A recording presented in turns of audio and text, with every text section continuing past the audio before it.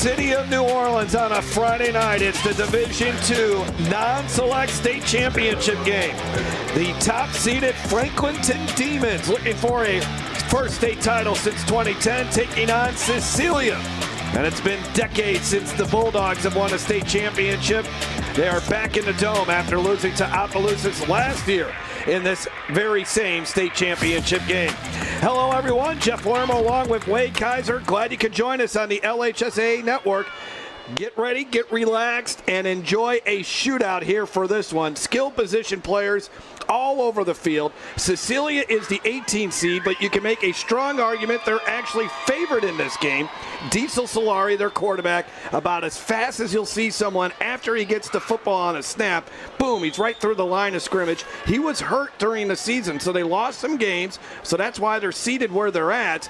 Meanwhile, Franklinton has won a lot of close games, Wade, and they have this refuse-to-lose attitude. Well, that's what Nick Saltaformaggio brings to this program, right? I've known Nick for a long time, and I know why he coaches. He coaches with a defensive mentality. He gets his offensive guys to think that way, too. Look, so much speed tonight, don't blink, because if you blink, you're going to miss something. And Cecilia, offensively in the playoffs, nobody's been able to slow them down. It's been pretty impressive. But Franklinton, Jacob Crane, Cy Austin, those guys will have something to say here tonight as well. So let's take a look at our keys to the game. And they are brought to you by Coca-Cola. Share holiday magic. Well, for Cecilia, first thing they got to do is ride the Diesel, right? His name perfectly for that.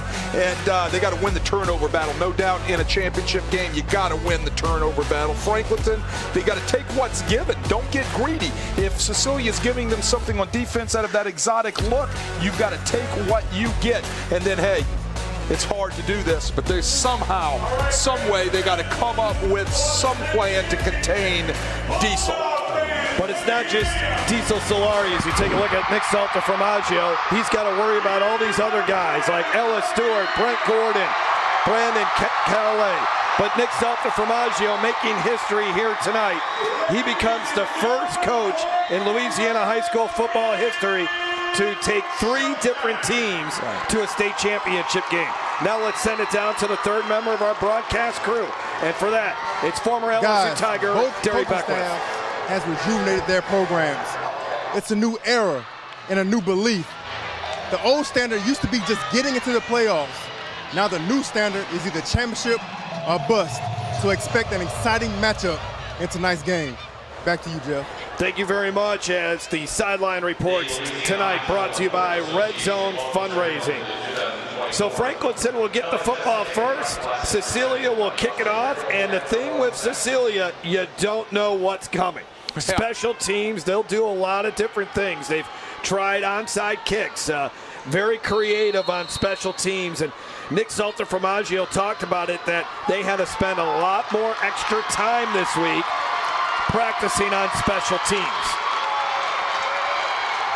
Aiden Landry is the man who will kick it off for Cecilia. And we are underway. Cecilia from St. Martin Parish, Franklinton from Washington Parish. It should be a fun one. Return out to the 26-yard line, and that is where Franklinton will start, as that was Cy Austin on the return. Jacob Crane, the starting quarterback for the Franklinton Demons. As you take a look at their starting lineup, and then they have Austin. DeMicus McClain. He's got over 800 yards receiving. Jaden Garrett, 6'7", Jaden Garrett. Of course, you got to have a McGee in the starting lineup. That's somewhere. That's by law in Washington Parish. Dalton Freeman, and then the offensive line. They have been really good. They've only allowed 8 sacks this season. And then they run it right up the middle. Cy Austin. Let's take a look at Cecilia's defense. They really only have one defensive lineman. That's Rylan Hardy. And then the rest of the guys are linebackers and defensive backs. Knott, Allaire, Jones is a very good player. Ben Terrio, outstanding in the middle. Bryson Guidry. The guy that really makes it all go, though, is Brent Gordon, who is headed to UL. He's a signee. And then you also have to worry about Ella Stewart and others. On second and about 3, Franklinton will pick up the first down. And there is Cy Austin who has really bought into the weight room. Here's a guy that has really improved with Nick Saltaformaggio as his head coach, and that is a Farm Bureau first down. 1st and 10 here for Franklinton on the opening drive of this Division II non-select state championship game. And there's the amoeba defense once we get our screen to it. Just a bunch of guys standing around basically, but they'll attack. Quick pass here, and they gave him a lot of room. And that is DeMicus McLean. As I mentioned, over 800 yards receiving, 49, that's his 50th catch of the season for over 800 yards, and he's got 9 touchdowns. Yeah, we're going to have to be disciplined with this amoeba defense or exotic defense, whatever you want to call it. Half the time they're just kind of running around, so it gives your offensive line problems and protections. Nice swing pass out, and a big play again here for Franklinton. That's Connor McGee. And he should have enough for a first down up to the 30-yard line, and that's a pickup of 13. Yeah, run a nice little bubble screen out here. You get the block by the wide receiver down. They even pull a lineman out there and get him out into the action. That lineman's running out there like he's a back, right? Even these linemen have speed. First down and 10 at the 30. Franklinton moving the ball on the opening drive of the championship game, and there's Cy Austin. Cy Austin trying to beat the speedy Cecilia defense, and he gets inside the 10 to the 8-yard line. Well, that's one of the problems Dennis Skane was saying about his defense, and he's a defensive guy, as they talked about in the pregame, right, that it kind of kills him that you don't have these particular responsibilities, but it's worked for them all year, getting guys moving around, causing problems for an offense, so the offense has got to stay disciplined in their blocking rules. Now a little I double tight formation, I formation with the double tight. Jaden Garrett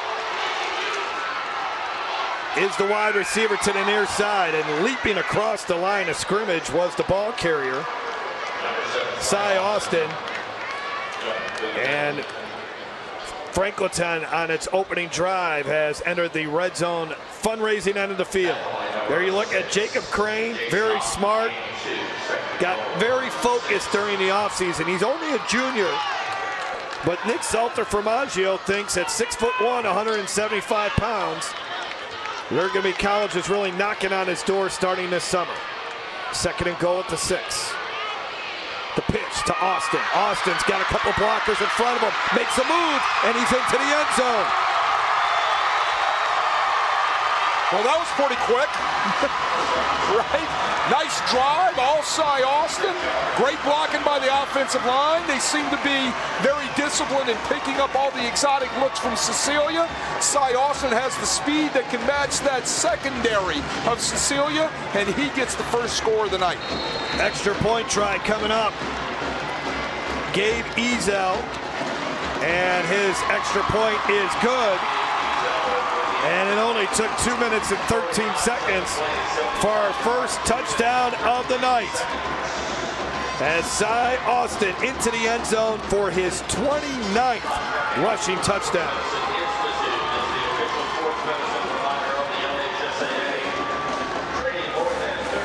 Coverage in the 2024 LHSAA Prep Classic brought to you by Hub International, Louisiana's premier employee benefits and commercial insurance brokerage. Coca-Cola, share holiday magic. Louisiana Farm Bureau Federation, the voice of Louisiana agriculture. And your local State Farm agents, call Tag Rome and Mitch Mula. Well, very quick strike offense there for Franklinton. 33 passing yards on that drive, 42 rushing. And it gives you an indication we are in for a scoring match here today, as both teams are going to be marching up and down the field. Get your seatbelt on, man. I'm telling you, this is going to be fast and furious. A couple movies named after that, right? Some good height on that kick. Cecilia very dangerous in the return game. And there's Callaway. Callaway's got a convoy. Nobody's going to stop him. The ping pong match is underway. Braylon Callaway, he's only a sophomore. Whitmore, folks, and he'll be a big-time recruit in 2 years. Well, we said Cecilia was good on special teams. They're going to present a lot of problems all night. Here is a perfect example. Watch him hit that crease. It's like he came out of a cannon. Gabe Ezel, the freshman kicker, didn't have a chance. How are you going to stop that? He's running down the field with a smile on his face. He knew he was there. 88-yard kickoff return for a touchdown, and Cecilia has had several returns for touchdowns on kickoffs. The problem is they got all those studs back there. You can't find a spot on the field where you can't not avoid them. So you pick your poison. Who do you want? Callaway, Stewart, Gordon, Diesel is back there. You kick it out of bounds. Basically, unless you can get him into the end zone, that is the risk. And Dennis Gaines says, I don't know what I would do if I was the opposing coach. I'd probably do what you just said, just kick it out of bounds. Kick it out of bounds. Give them the ball at the 35 and take your chances from that. Exactly. There's a look at Dennis Gaines bringing a team to the state championship game 2 years in a row. Last year, they only scored 13 points. Can you believe that? They only scored 13 points against Opelousas. That's how good that Opelousas team was last year, as they lost to their district rival in the state championship game, and they lost to Opelousas again in the regular season. 26-13 was the final score. Cecilia looking for that first state championship since 1995. But when you lose in a state title game, Wade, it really sticks with you. Yeah. And then when you have the opportunity to basically bring back all those guys at the skill positions, man, it is fuel. No doubt about it. And they've remembered it, and they've worked hard all off season to get ready for this particular night. This return from the 11-yard line, Cy Austin. Cy Austin is going to run out of bounds at about the 36-yard line.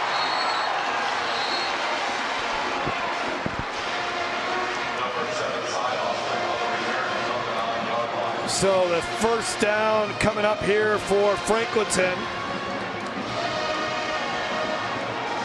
Let's look at the last drive for Franklinton. A good mix of run and pass, and that's what made this Demons offense so good all season long. Yeah, a little RPO right there. Nicely done. And then, of course, you get a huge dose of Cy Austin, who's got the jets, and he can turn it on and run away from people. And then they run the nice little toss. Again, look at the cut backside. He walks by himself into the end zone. Quick throw by Crane, gets rid of it very fast to DeMicus McLean, who had 4 catches for 137 yards last week. Excellent route runner. Didn't play last year, but man, he's been a big part of their offense this season. And him and Jacob Crane have a very good connection. Those guys are throwing the football after practice, before practice, in the offseason, so there's a strong relationship there. Both will be seniors next year. And in fact, if you ask Nick Salter-Formaggio, as we got a third down coming up, he really thinks next year was supposed to be the year they got to this point. They've arrived a year early. Yeah, well, you'll take it when you get it. You take it when you get it. Absolutely. Probably Dennis Gaines probably feels the same way about his team a year ago. So third down and 1. I don't know how many third downs we're going to have here tonight, Wade, but we got one right here, and it's should be a gimme.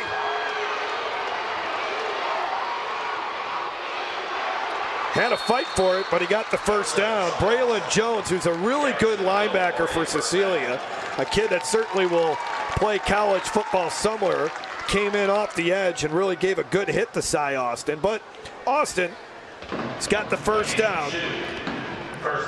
And, well, when you're going against a defense that isn't lined up in the same place every time, you better be able to think on the run. And this offensive line from Franklinton has done this so far. From the 48, Crane stepping up, now delivers on the run, and it's incomplete. Yeah, he was looking for Connor McGee coming across the middle of the field. It was just thrown a little behind him. Jacob Crane, as you look at Nick Salter-Formaggio, you mentioned it earlier, he thinks he's the best kept secret in the state of Louisiana, Jacob Crane. Got the arm strength, he's accurate, very talented. believes college coaches should really be looking at him. Comes from an athletic family, and he can really make some dynamic throws. 2nd down and 10. Another good hard run up the middle, and we're going to have another 3rd down. Ben Terrio made the tackle there for Cecilia. Ben Terrio, not the biggest guy out there for the Bulldogs, but man, is he tough. Yeah, well, they just don't have a lot of size on defense. Hence, the reason why they're moving around a lot, and they're giving you this quote-unquote amoeba defense, right? So if you're little, you better be moving so you don't present a target where you're going to get hit, right? And that's what they're doing on defense. 3rd down and 6. They bring the blitz. Crane's got to get out of there. Can he avoid the hit? Oh, he got hit as he threw it. They're going to say that's an incomplete pass. Wow. They brought the pressure, and they got home. Yeah, Bryson Guidry was one of those guys that got home, right? I mean, again, they're bringing a lot of numbers. There's also Braylon Jones, which we've just talked about a couple of minutes ago. Here comes Braylon. And Connor Hilaire finishes him off. Connor Hilaire gets home also. So, you know, they were running through them like, you know, water. So, again, this amoeba defense comes up huge.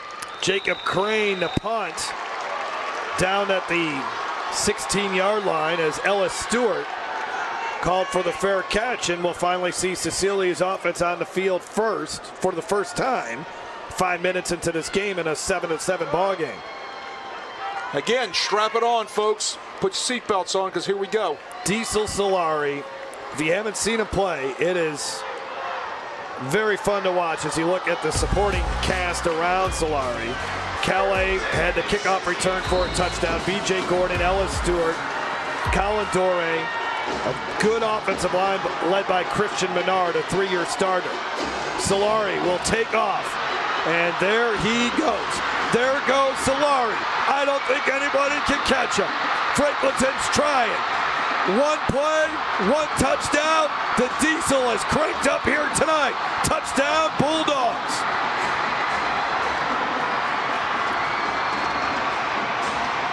Wow.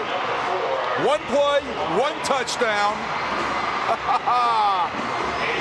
Did we not say it, ladies and gentlemen?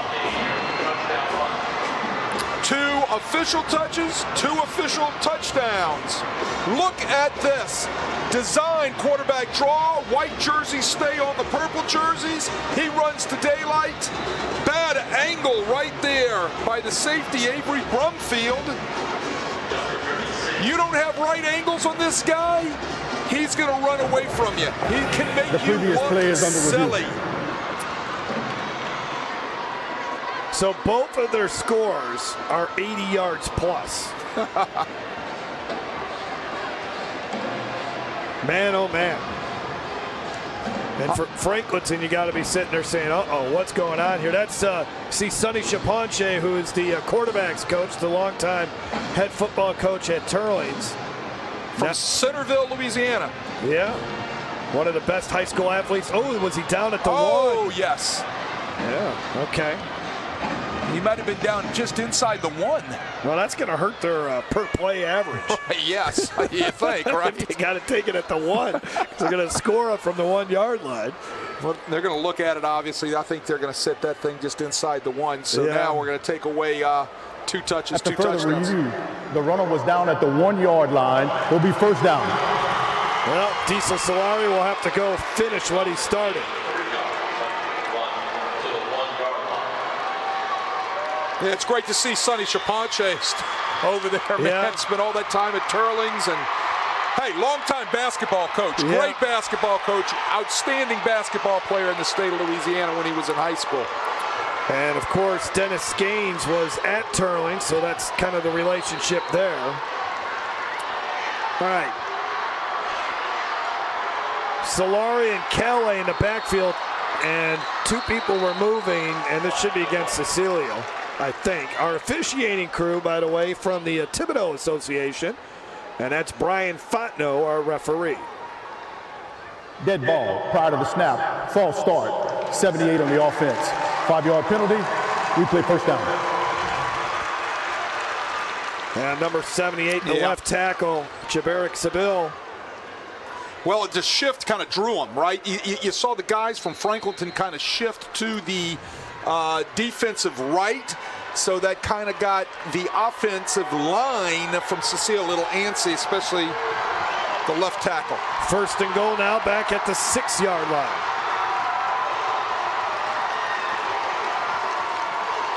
Diesel looking to throw, left-hander. He's got a lot of weird arm angles when he throws it. That is a short hop to Brent Gordon. He's got a little Patrick Mahomes in him. He loves to throw sidearm. One time Dennis Gaines said he was on the practice field. Looked like he threw it underhanded and he still went 30 yards. But unorthodox quarterback. He's not the biggest guy in the world. He's very quick. And he's just able to get out of situations when it looks like, he's going down for a loss of 4 or 5 yards. But when you compare him to Patrick Mahomes, there's one thing you got to be able to say: he's creative. Yes. Patrick Mahomes is creative with the ball in his hand, and that is what Diesel Solari is. He's a creative athlete, makes plays. Second and goal at the 6. Solari keeping it on himself now. Are they taking a look at this? No, timeout. Cecilia. Dennis Gaines wants to talk with his team. Timeout, Cecilia. I think he wants to say that was a touchdown. I think he wants the officials to review it. Look at this again. Is this a catch or not? That's a catch. Well, is that right foot? Look at the right foot. Is it on when he really gets possession of it? I know his hands are underneath it. But the ball is kind of moving in his hands. Obviously, when you slow it down, Cecilia frame by frame, the previous ruling of a touchdown. Does he have complete control of the football before that right side of his foot goes out of bounds? View's blocked there by the official. The other view is much better. Yes. Well, if you're looking at his hands, to me, he catches that football. Is the foot, like you said, Jeff, in the right spot? That was B.J. Gordon who made the grab. But that's an example of how special Diesel Solari is. When it looked like there was nothing to be had on that play. Right. He creatively makes something take place. And they may get a touchdown out of it. You know, I like a great second baseman, right, that can turn it. 6'4", arm angle in the see, like where does he got possession of it is the question. I mean, when he's got firm possession of it, where the ball's not moving around in his hands. Man, it's tough. Remember, you got to have undisputed evidence, right? Yes, that's the other part of it. To overturn a call. But like a great second baseman that can either make the play coming across the bag, behind the bag, in front of the bag, arm angle, might be on a hop. They're creative. That is what Diesel Solari is. He's creative.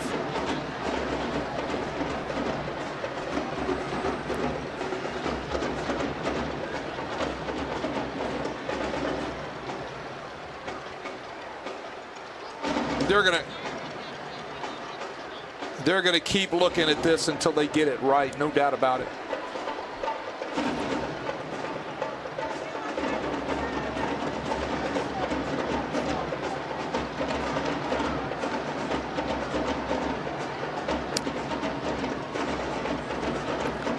Well, when you look at Cecilia's path in the playoffs, they've had to play every single game on the road because they were the 18 seed.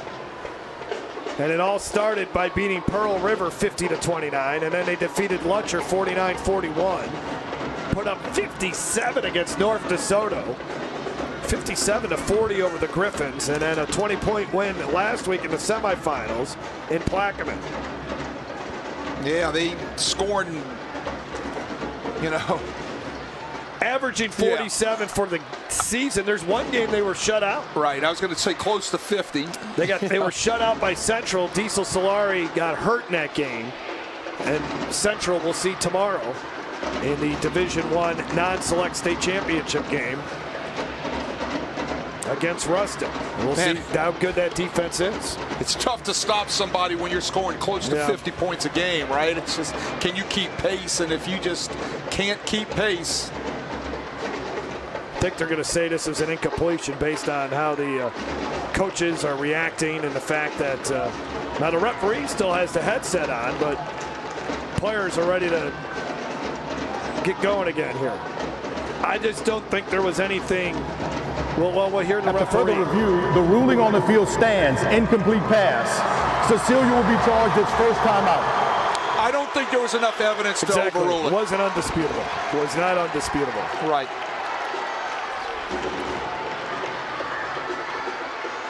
All right, so we'll play on here.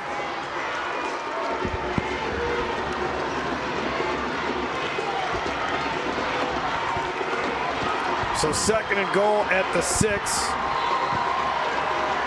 Solari surveying that Franklinton defense. That's Colin Dore in motion. Solari to the short side. Turns the corner, touchdown. The inevitable finally happened. Diesel Solari gets into the end zone, and Cecilia has its first lead. Well, Franklinton's in man coverage all across the board. They run off the coverage and they run the quarterback sweep. They seal the edge.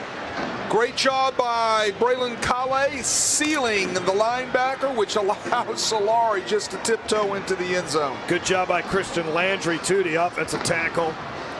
And 3 guys on 1 defender, and that allowed Solari to get around the end and score.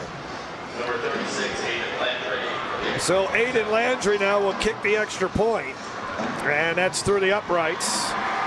And it's 14-7 Cecilia. 3 plays, 84 yards. So finally that playing drive or scoring drive is final here for Cecilia. 3 plays, 84 yards. Number 4, Diesel Solari with an 83-yard run. A record for class. Yeah, he's special now. I'll tell you what, I've just seen him now for a little while in this football game, and he's already got me convinced. Well, Dennis Gaines will tell you it's nothing that he's done. He hasn't taught him anything or anything like that to make him who he is. He's just that talented of a player. Coverage of the 2024 LHSAA Prep Classic is brought to you by Cribs Incorporated Roofing and Sheet Metal, your local State Farm agents. Call Mike Toops, Brian Moe, and Drew Dillio. Also brought to you by Coca-Cola, Share Holiday Magic, and by Oster and the Oster Andrews Sports Medicine Institute. Yeah, every once in a while you get an athlete that will come through your coaching career like Cecilia still has Diesel, 3 timeouts. right? And the previous review was a booth you don't review. do anything. They just show up and they're there. Yeah. Right. Well, he started out as a 3rd-string running back, and they weren't really using him. And so Dennis Gaines, a defensive guy, is like, well, I'm going to play him at cornerback. And then there were some injuries to the running backs that year. And then there were some injuries at the quarterback position. So by the time his freshman season wound up, he was starting by the end of the year as a freshman. Tore his ACL as a sophomore. Here comes an onside kick. And did Cecilia get it?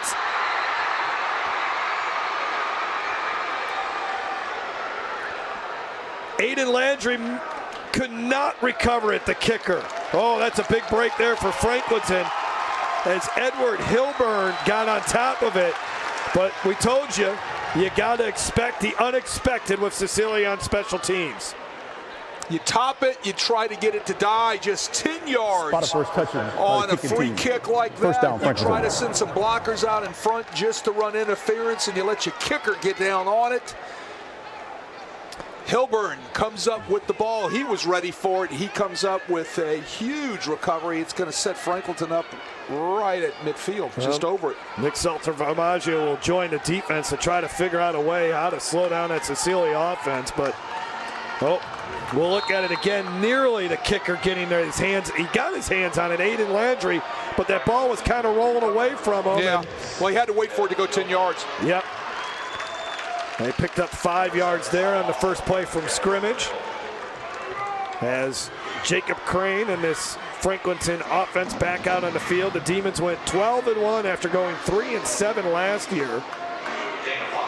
in the first year for Coach Nick Salter-Formaggio. Oh, little reverse here for Connor McGee, but Cecilia defends it very well. Only a gain of a yard or two as a pack of Bulldogs bring down Connor McGee on that carry. Yeah, when you run pursuit drill, the last guy with the flow going away from you stays home and checks reverse, and that's exactly what Cecilia did right there. Nicely done. So it'll be 3rd down and 4 at about the 42-yard line.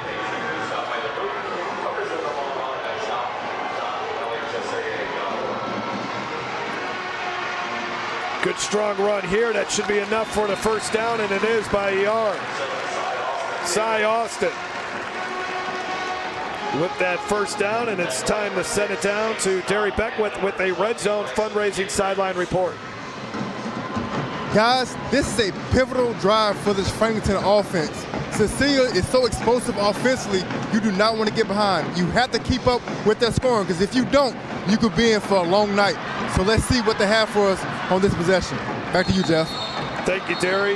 Last week in the win over Plaquemine for Cecilia, looked like Plaquemine early on was ready to match Cecilia offensively, but then Plaquemine turned it over a couple of times and then did not recover a kick, and then the game was over. I mean, that's how fast it can happen if you don't get the defensive, or if you don't score on offense, or if you turn it over a couple times.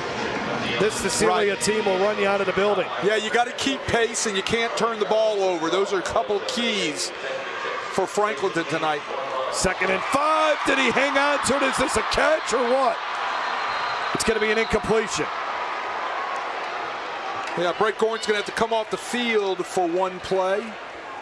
That was right in the hands of McLean. Of McLean off the RPO, right? Here we go. Boom. I think he took his eyes off of it at the last second, thinking that he was going to split the corner and the safety and walk into the end zone. Another 3rd down here for Franklinton. And they're already 2 for 3 here tonight on 3rd down.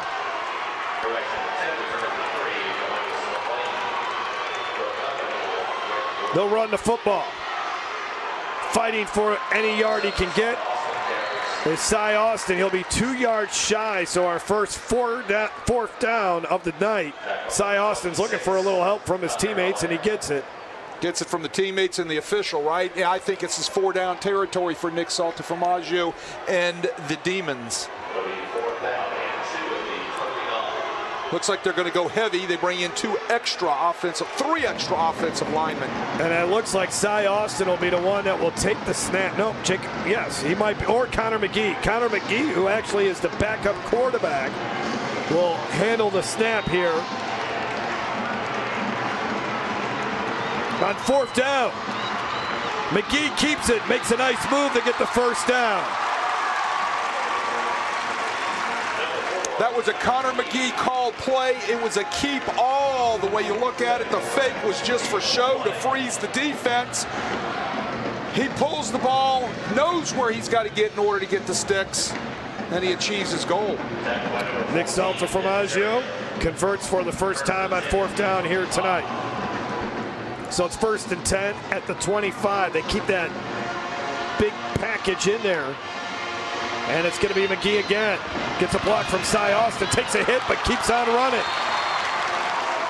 B.J. Gordon really laid a big hit on him, but Connor McGee showing his strength. He's rushed for 748 yards coming into this game. 8.5 yards a carry this season. Yeah, well, Cy Austin can not only run the ball, but he can block too. He laid a nice block out there on the perimeter. And Franklinton has entered the red zone fundraising end of the field. 2nd down and 2 at the 17. They keep with it. Why not against a smaller defensive line? Cy Austin. And you know, the other thing here, this is eating up some of the clock too, right? The other thing you want to do, if you can, is try to keep that Cecilia offense off the field. Right, and it also gives those guys on defense a chance to sit down and look at any adjustments that they have to make, and gets them a chance to get some Gatorade and take a blow for a minute. So Jacob Crane is back out there. Big performance in the semifinals last week. in wet and cold conditions to pull off that semifinal victory for Franklinton as they beat Iowa 35-29. He threw for 366 yards and 3 touchdowns in that game. Cy Austin gets 9 yards. Cy did not have a big game last week. He only rushed for 83 yards, but he scored 2 touchdowns. And he has ran the ball a lot this season. He didn't get the ball that much last year, but Nick Salter-Formaggio was kidding. Well, I'm making up for it this year. He's getting the ball a ton this season, and he certainly has. It's like sled drill for this offensive line. They're coming off the ball and knocking anything in a white jersey back and off. 2nd down and 1. Over 300 carries on the season for Cy Austin. And he struggles to get back to the line of scrimmage, and it's all gonna depend on the spot of the football. Well, they got great movement except for the blitz off the edge. Nobody touched the blitzer that was coming off of the Franklinton left edge, and he came in and he got Cy Austin's left leg and brought him down. It's going to bring up 3rd and a short yard. No gain, 3rd down and 1. Quarterback sneak. There might be more than a quarterback sneak. Into the end zone, touchdown, Jacob Crane. A 5-yard touchdown run for the junior QB. And Franklinton a point away from tying it up.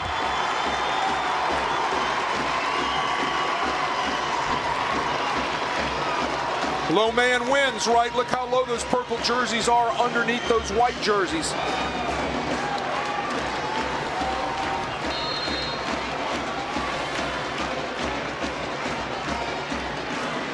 Ezel on the extra point. Oh, they fake it.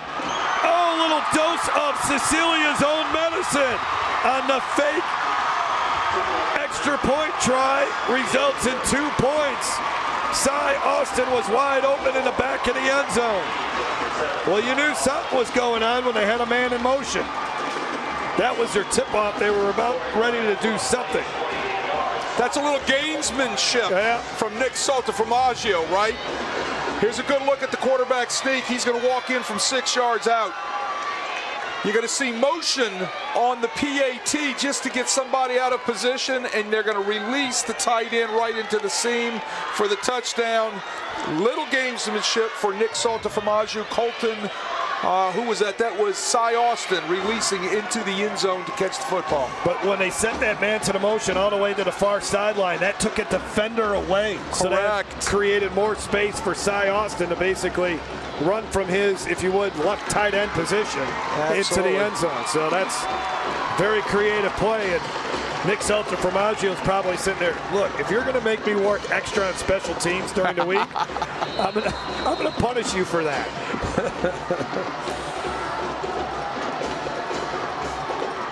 Squib kick. This might be one way to slow them down a little bit on their kickoffs, but this guy's a good one. B.J. Gordon hurdling people on the far sidelines. All right, so they've kicked it deep. They've squibbed it. They've got good returns there. The next place to go is to go out of bounds. Yeah. Let's take a look at Franklinton's starting defense. Really haven't had a chance to show you it. Christian Ellis, Sam Brady, Ricky Smith, Andrew Booker, DJ Anders, Hart, Samaj Jackson. Another McGee. Yeah, Shakayan McLean is the brother of Demicus McLean. Swinging out to Kelly, who gets across the 50-yard line. Got about 5 yards. As you look at Diesel Solari, he has rushed for 861 yards on the season, and he has thrown for 1,400 yards. Again, missed several weeks this season because of an ankle injury.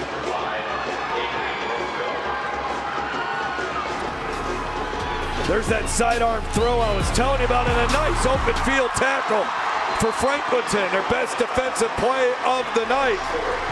Coming up and making that play was Samaj Jackson, who can really fly at the quarterback position. Well, it has been as good as advertised. Franklinton and Cecilia, buckle up. We got a long way to go.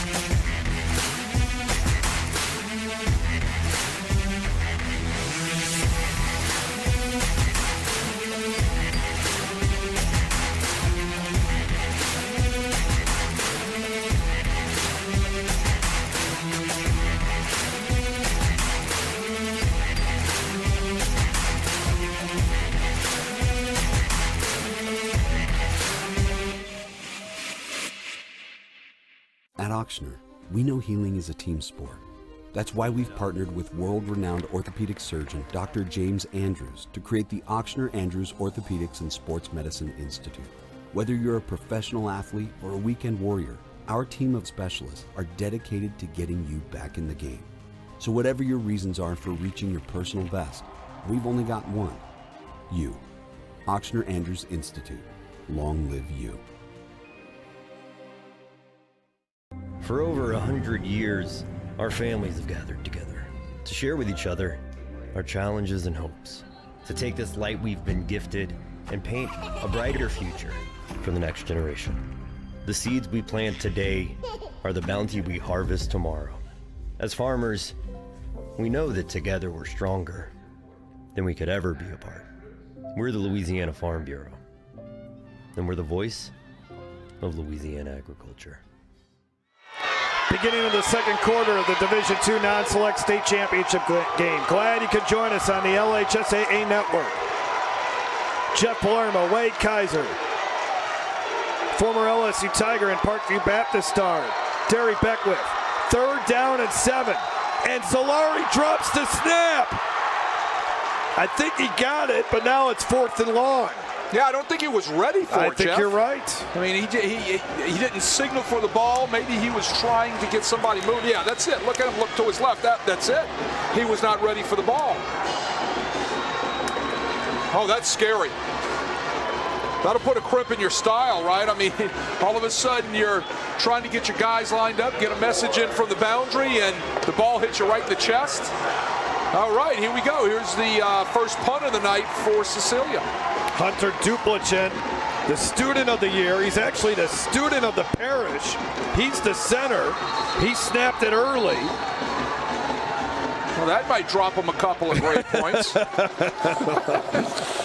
don't know. Timeout, Franklinton. Franklinton uses a timeout. Now, this might be a situation where Salta Formaggio wants to say, all right, guys, 4th down and 8. They're at the 50. Let's make sure we're ready for a potential fake punt. Yeah, you play what is called punt return safe. You keep your defense on the field. You get the guy that wants to be your return man, or should be your return man, back deep, which is going to probably be Connor McGee, who also starts on defense, so you don't have to take him off the field. And you have everybody alert for the fake. Alert fake. Love to see those stickers on a lot of the helmets, especially in the New Orleans areas. Yeah. The ED, of course, for Ed Daniels. Yep. The former WGN, or the late, I should say, WGNO sports director who meant so much to high school football in the state of Louisiana. He would have loved this prep classic. I'm sure he's watching from high above. Probably wishing he can ask some pointed questions to these coaches after the game or be a part of some of the celebrations. I know he had to be happy for Hank Turney winning that state championship earlier today for the Shaw Eagles.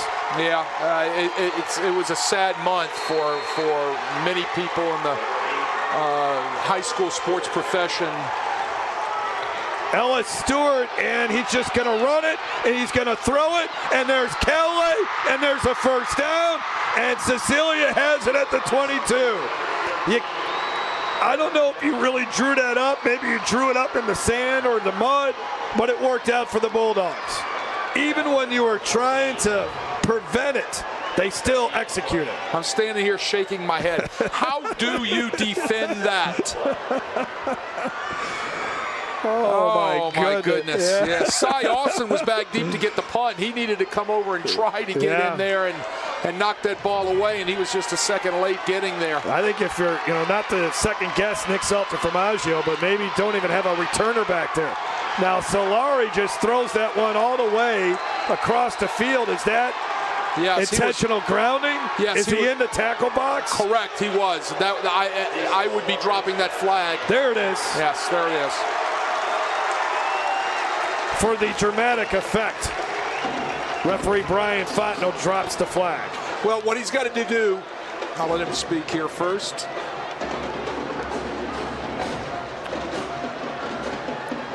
And then I'll explain what he's looking at.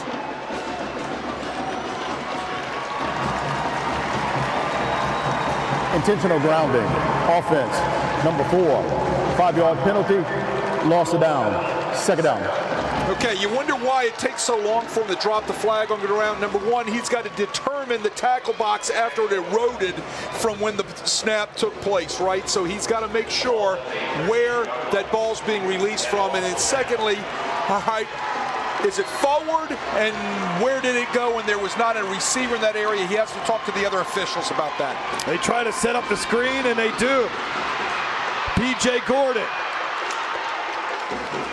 gets a lot of those yards back to the 26, but it's now 3rd down and long. And going back to that particular grounding, it's one of the few penalties in Federation football where you have a loss of down. Yep. And then you also mark off the yards, too. 5-yard penalty, correct, from the previous spot. So 3rd down and 13. Calais on the right hip of Solari. And they give it to Calais. Calais bursts through the line of scrimmage. Good open field tackle. Bryce. No, that wasn't Bryce Hall. That was number 23 who came up for Franklinton, and that was Caleb Causey who came up and made the tackle. Beautiful tackle. Nice hole for Calais there, a little power. Got a kick out, you got a seal, right? Calais was a defensive back last year that they brought over to add to the offense. 4th down. The pitch to Calais. Calais has got the 1st down. All the way to the 10-yard line. So Cecilia converts twice on 4th down on this drive. So is that lead option? Is that sprint out pass? Is that...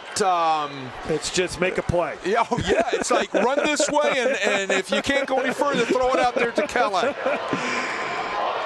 Farm Bureau 1st down. Now Ellis Stewart. Stewart gets hit from behind, and once again making a tackle. It's Caleb Causey.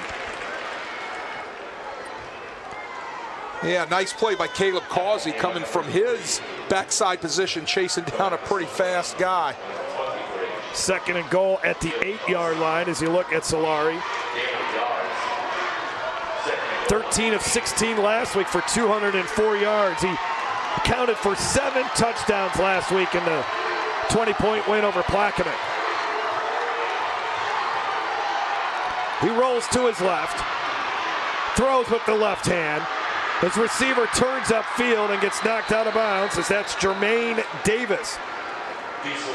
He's a talented player, but he's like the 6th cog in the wheel, if you would. 23 catches on the season for 276 yards.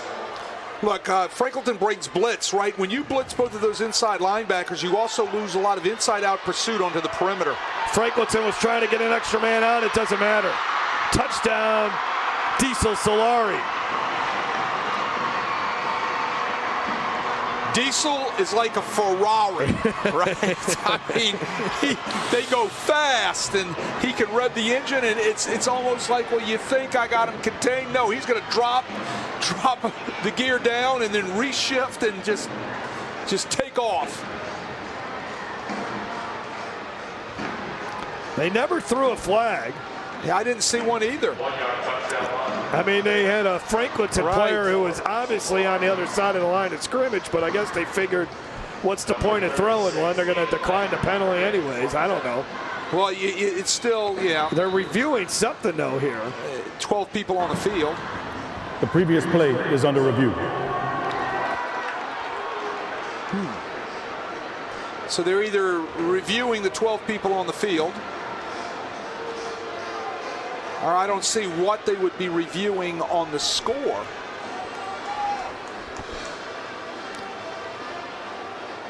That's interesting.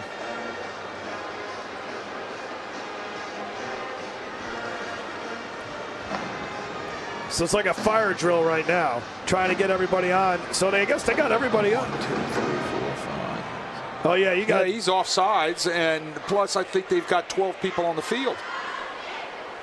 Didn't get a chance to count them, but it looked like there were 12.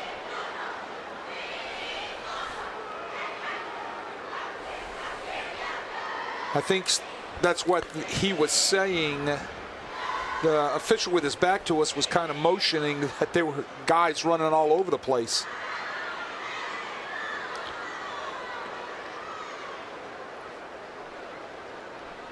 Yep, 12 people on the field right there in that snap of that picture, that freeze frame. Plus a guy offsides. Right? And one offsides, yeah. Interesting.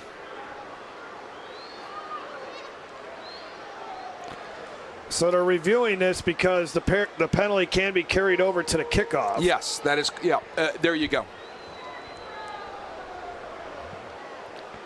And Dennis Gaines. He's drawing up an onside kick right now. Yeah, right. I mean, if you get the chance to kick it off from the 45 instead of the 40.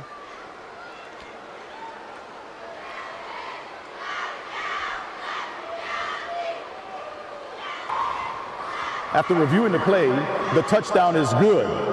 Illegal substitution on the defense. That penalty will be enforced on the preceding kickoff. There you go. So they get the option of having it on the kickoff or on the try. They'll enforce it on the kickoff. And like I said, look for Cecilia to probably come up with some sort of scheme on the onside kick. So one of the, now watch out here. Here we go. What's going to happen here, Wade? I have no idea. But it's fun to watch, right? Here we go. Calais right up the middle for 2. And the Bulldogs are now up by a touchdown. They spread it out, and then you go with the big running back right up the middle. So let's take a look at what can be reviewed in the Prep Classic. So one of the things that can be reviewed is whether you had too many guys on the field. Right. You know, that would come, I guess, under the area of plays involving sidelines and inlines. Yeah. You know, those sort of things. Yeah, I mean, I get why. I understand exactly why. But, I mean, we could see that. We could count it. We saw it, right? Well, let's look at this last drive for Cecilia. They converted twice on 4th down. Here's the first one on this crazy fake punt. And then once again on 4th down. And this is what's so backbreaking for Franklinton. You're like, okay, we got him. We finally stop him. And then they convert on 4th and long, and then Diesel Solari. And then here comes the 2-point conversion with Calais running right through the heart of that Franklinton defense.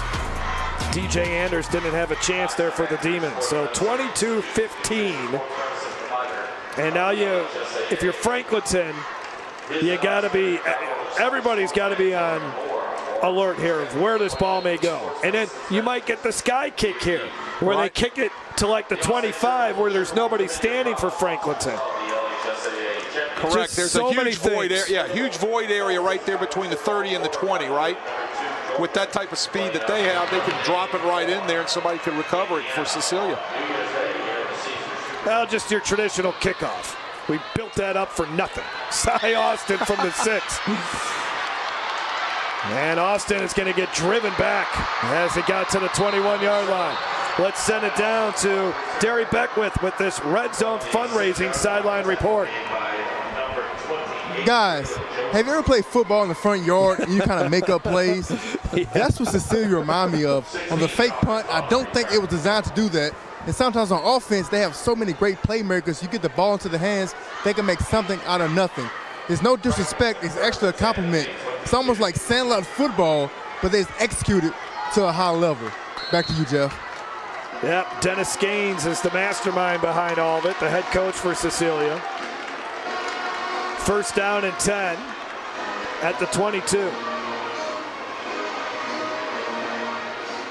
Cy Austin. And he is off and running, but there are flags down. They're going to probably get a holding call right here on the perimeter.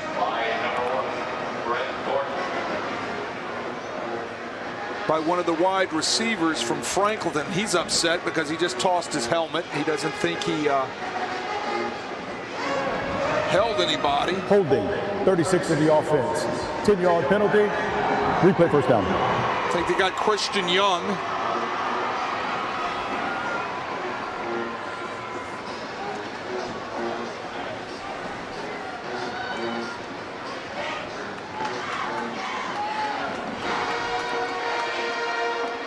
So spotted a foul penalty, so it's now first down and 13.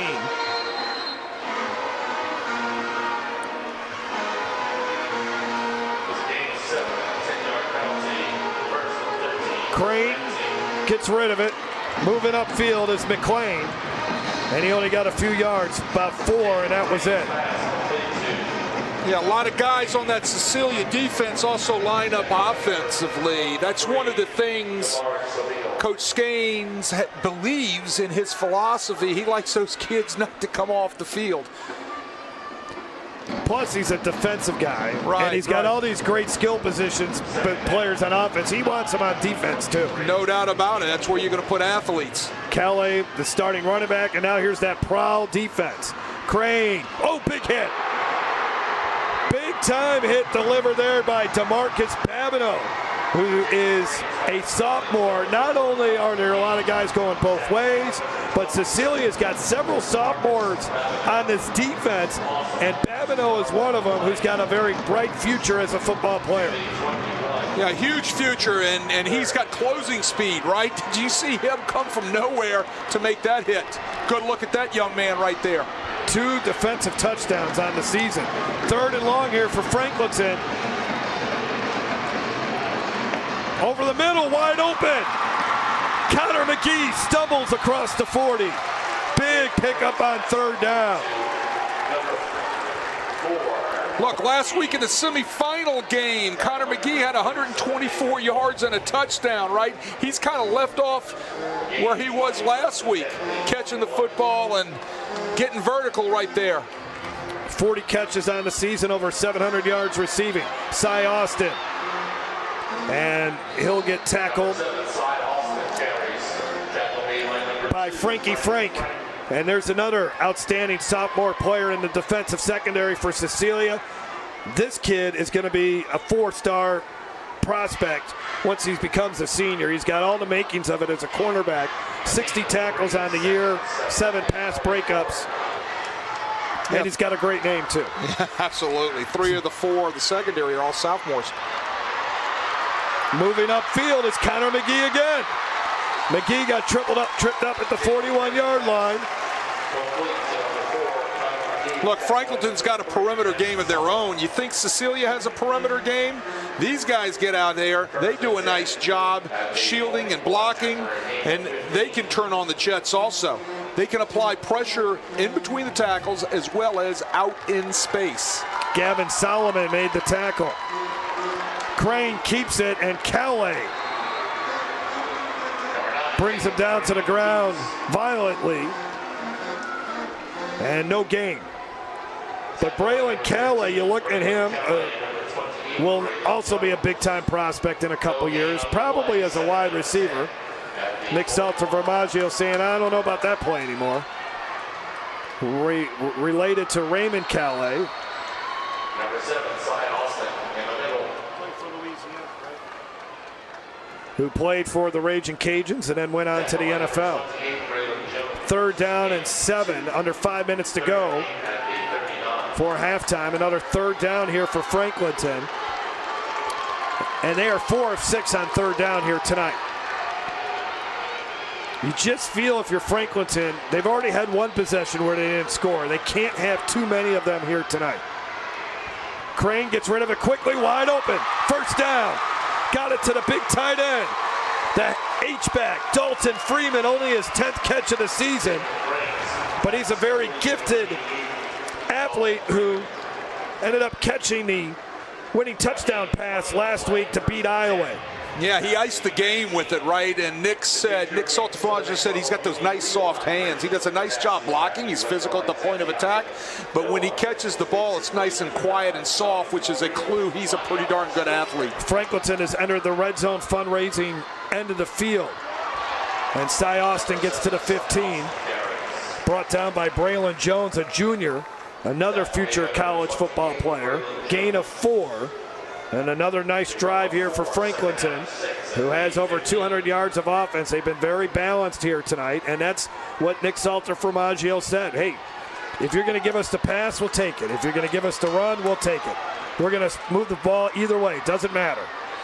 Right. Well, that's one of the keys, right? You take what you are given and don't be greedy.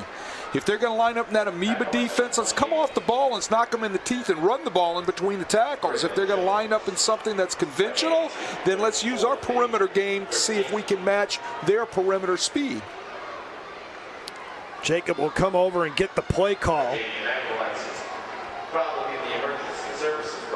And Franklinton this season, this has kind of been, these are the type of games that they've played this year. They've had to go out and outscore people for most of the time. This is their toughest test, though. On third down, Cy Austin, touchdown.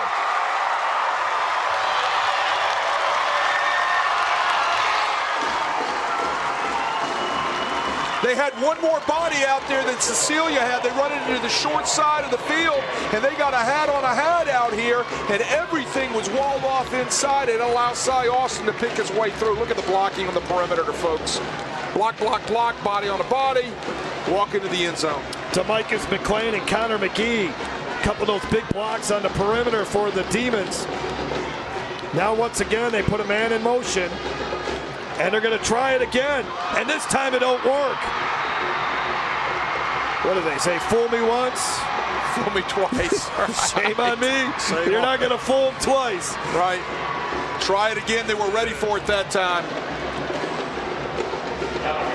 Yeah, they were Callaway with a vicious hit there at the end of the game. Yeah, DeMarcus Babineau was not fooled that time. He stayed home and he did what he needed to do.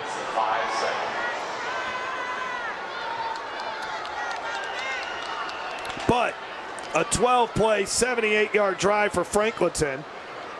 And for Nick Salter-Formaggio, it took over 5 minutes off the clock. What a high school football coaching career Nick Salter-Formaggio has had. Mentioned it right at the top of the broadcast. Making history here tonight. The first high school coach in Louisiana to take 3 different teams to a state championship game. David Simino at Central will match that tomorrow. But Nick does it first, if you would. And he won with East Jefferson. That was quite a story when East Jefferson beat Carr in 2013 to win a state championship. Then with Puka Williams in 2017, he took the Hahnville Tigers to the state championship game where they lost to Zachary. And then he had 3 seasons at Holy Cross. It seemed like the perfect place for him after he left Hahnville. Oh, he kicked it off one of the upmen. That's a way to maybe slow him down. Yeah.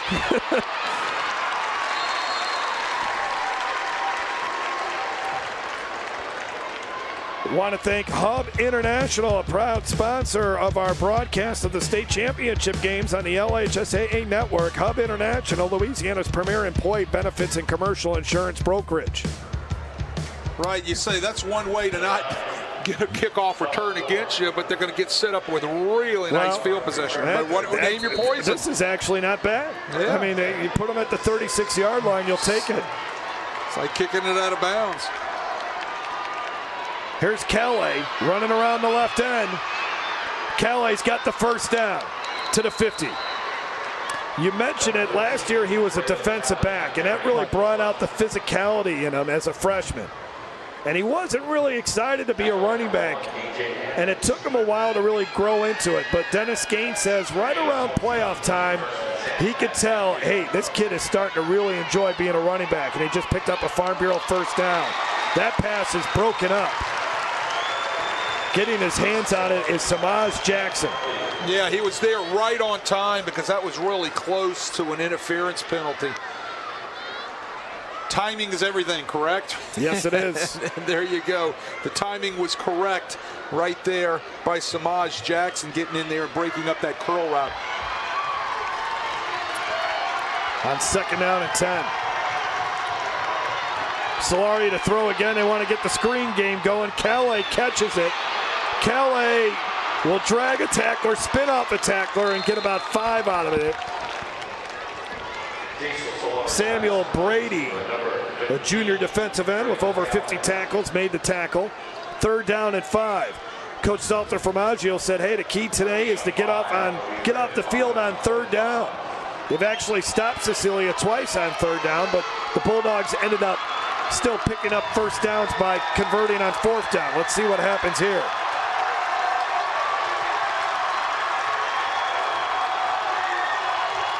Solari will take off with it. Now he's thinking about throwing it across the body.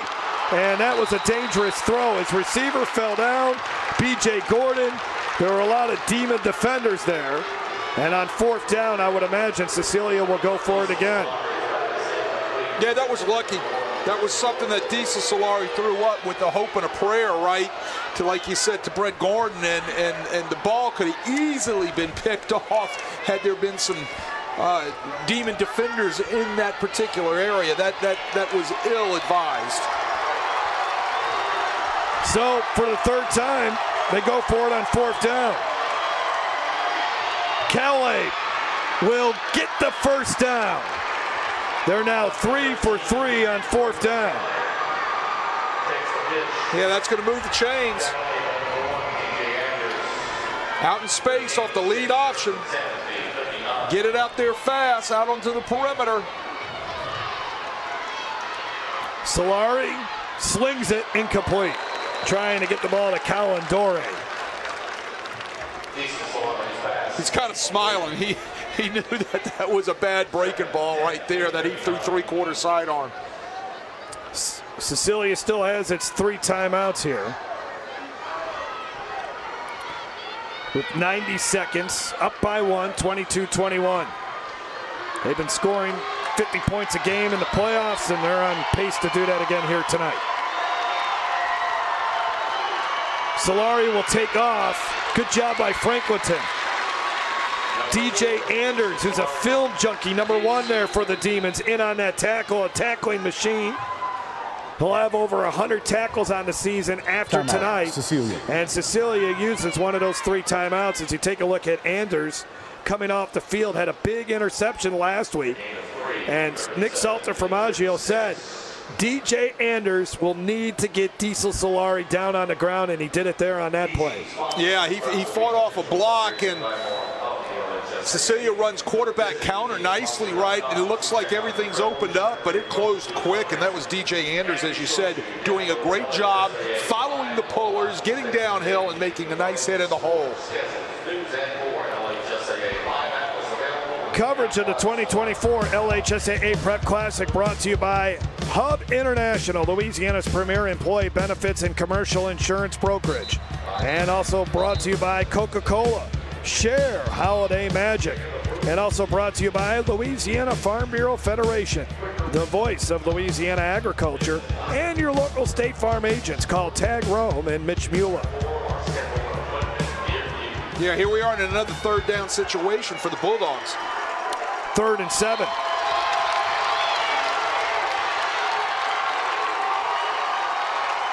Solari to his left.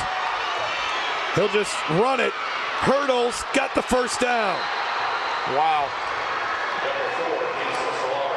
Franklinton was in man free, so they're out there with trips talking about Cecilia to the wide side of the field. They're going to run everybody off, and if they get Solari out there on the edge, I mean, he's going to get the first down. There's nobody out there to stop him. All you're going to want to do is knock him out of bounds just to keep him from going yard to the end zone. From the 27, Cecilia will get the ball to begin the second half too. Now he winds up, throws deep, jump ball, all kinds of contact penalty. Samaj Jackson defending Calais. Wow. Okay, so we'll get a look at it again by our great camera crew. They're all tangled up. Let's take a look at it from the ground. Ball coming right into your living room right there. Yeah, Pass there's the hold on the... Number 15 of the defense. Half the distance to the goal. First down. Yeah, there's the hold on the back of the jersey. Could have gone either a defensive holding penalty or interference. They call the interference. Good call by our officiating crew.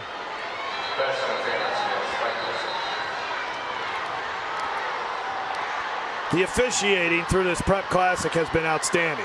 Yes, absolutely, no doubt. And then you put the replay in with it, even though it's kind of slowed some things down. It's really, really added to the whole event.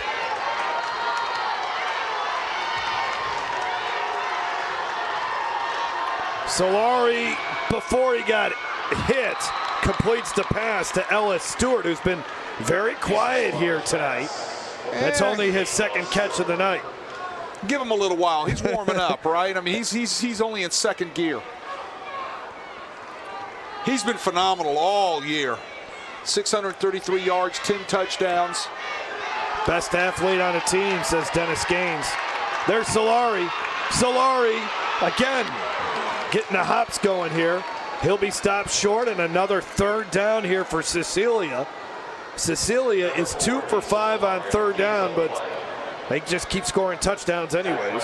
When you bring a blitz against a guy like Solari, you better guess right. You better guess at the right area, because if you miss, he's all of a sudden in the secondary. Timeout going to be called by Franklinton, as they were not set as Cecilia was about ready to run that play on third and short.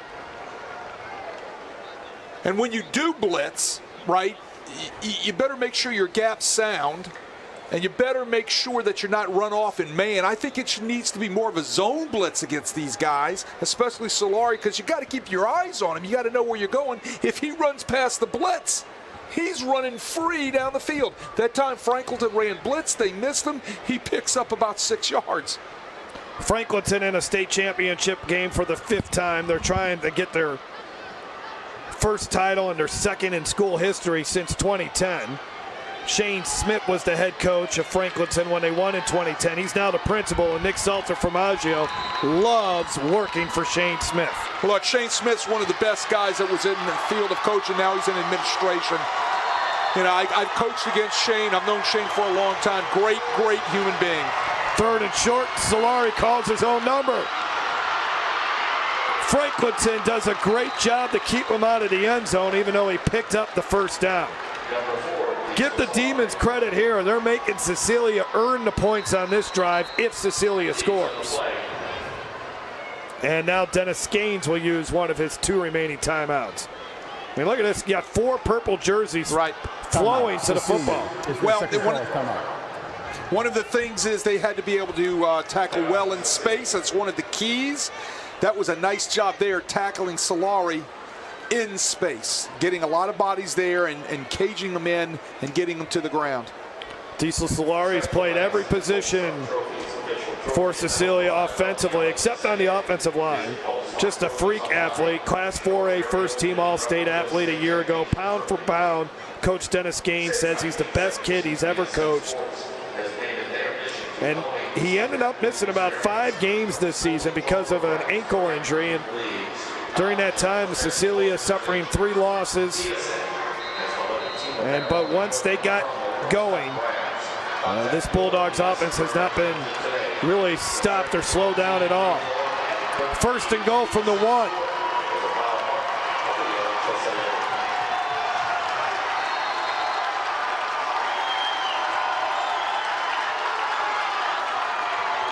Kelly gets it, and he'll power into the end zone.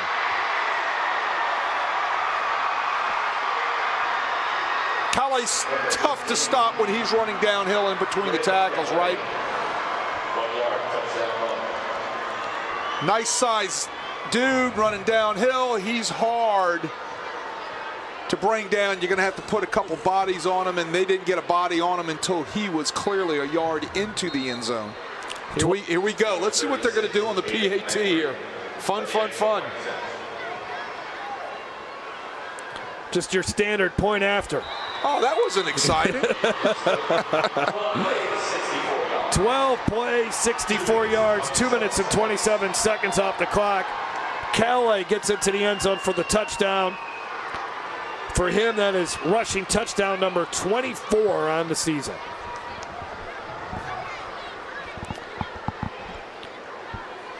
And these Bulldog fans from St. Martin Parish went home upset, not necessarily upset, but disappointed last year when they couldn't beat Opelousas. It was Opelousas' season, but despite the injuries and the adversity that Dennis Gaines' team faced during the regular season, they had to have this feeling like if we can just get everybody together, this thing can really take off. And that's exactly what has happened for them. And it's really hard to believe that they're an 18 seed. It really is. Well, we know why they're an 18 seed. They had a couple losses early in the year and one in the middle of the year to Opelousas, right? And a lot of that had to do with Diesel Solari being hurt and a couple of things going on as far as, maybe you had injuries in a couple of other areas, right? So, the injuries, when you're playing guys both ways, you're losing two positions and then probably guys on special teams too. That affects you. And then when Solari came back, he still wasn't 100%. So when you get 100%, now you got to recover this ball, and they do. And Cy Austin will step out of bounds at the 40. Plaquemine made that mistake last week, and Cecilia actually recovered it. So if you're Nick Salter-Formaggio, you know Cecilia is going to get the ball to begin the second half. You got to be aggressive here with 24 seconds. You got to see if you can't score again. Well, you got one timeout, 24 seconds. You got to work the boundary, get to a point where you can take a shot, right? Gabe Ezel, their field goal kicker, his range is about 35 yards too, something to think about. You get the nice pass here.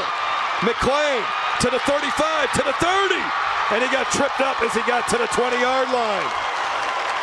Nathan Thornton, the fourth, finally got him down, and Franklinton's in business here with 14 seconds to go. Or you do that, you just get into McClain's hands and let him run, right? Again, speed. Man, coming at you.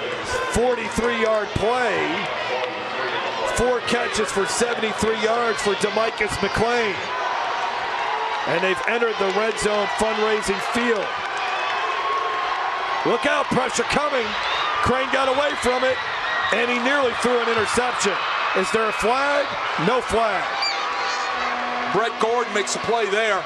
The Raging Cajun signee. Nice pressure put on by the Bulldogs. Forces Crane out of the pocket just to throw the ball. He's lucky that wasn't picked. You got 8 seconds here, Coach. So you got to be, you're basically in field goal range right here. You can take one shot at the end zone. It's got to be into the end zone, and then you kick the field goal if you don't score. They do have one timeout, too. Use that in case you don't get into the end zone if you're a little short. They'll run it here with Connor McGee, and that won't go anywhere. Now they got to use that timeout, and they do with one. It says 000 on the clock. Nick Salter-Formaggio is going to say, hey, there's a 1 second on that clock. Timeout, Franklinton. It's their third and final timeout. Please add 3 seconds to the play clock. So they put 3 seconds on. Not in favor of the play call. Took too much time to be running east and west, right? If you're going to run the ball, you run it north and south. I like something better, like throwing it into the end zone. It's incomplete. Run your field goal team out there and kick it. Throw the ball at least short of the goal line. If you get in, it's touchdown. If not, you call timeout and you kick a field goal. Gabe Ezel is a freshman. Nick Salter-Formaggio says he'll be really good before his high school career is done. He's got a strong leg, but it's just inconsistent at the moment. And this is a little bit outside of his range. He made a 35-yarder to beat Jules Sumner in overtime earlier this season. Yeah, because they lost a couple yards, just making this a little bit tougher. Exactly. It almost looked like they wanted to put the ball on the left hash mark, didn't it? Is maybe that part of the reason why they ran it that way? Well, then run something that doesn't take that much time by running east and west, right? Yeah. They put 3 seconds back on the clock.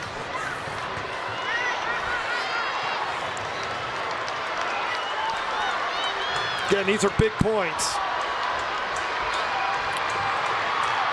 Give you a little bit of momentum if you're Franklinton going into the locker room. It's be a season long for him, 36 yards.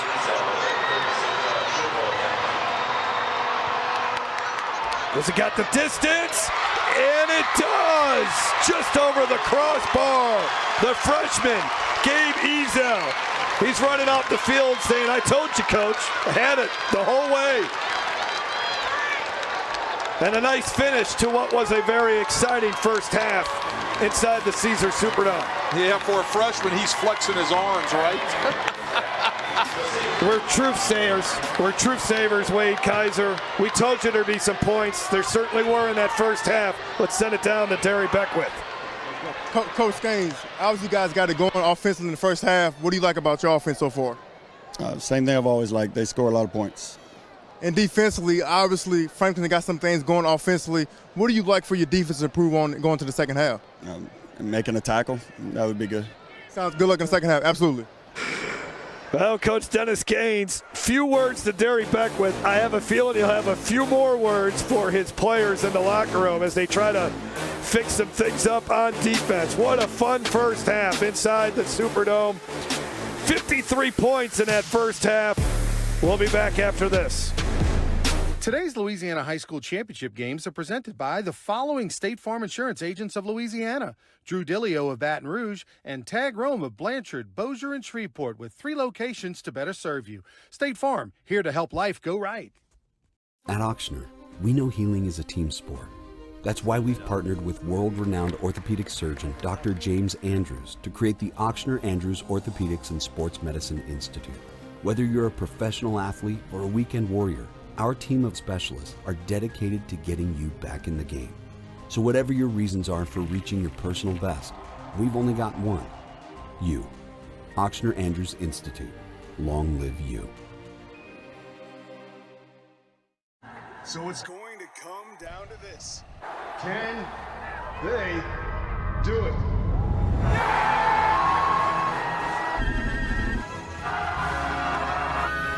Oh no, they missed it! Wait a minute. There's a flag on the play.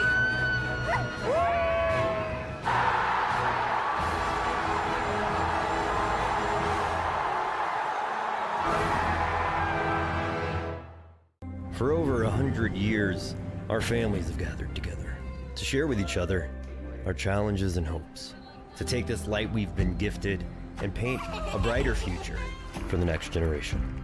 The seeds we plant today are the bounty we harvest tomorrow. As farmers, we know that together we're stronger than we could ever be apart. We're the Louisiana Farm Bureau, and we're the voice of Louisiana agriculture. The LHSAA Network is your home for the State Football Championships, the 2024 Prep Classic from the Caesars Superdome. We'll have wall-to-wall coverage, halftime, pregame, postgame. You'll see it all here on the LHSAA Network, December 12th to the 14th from the Caesars Superdome. The Prep Classic, all 8 state title games. And the games will also be shown on YourView.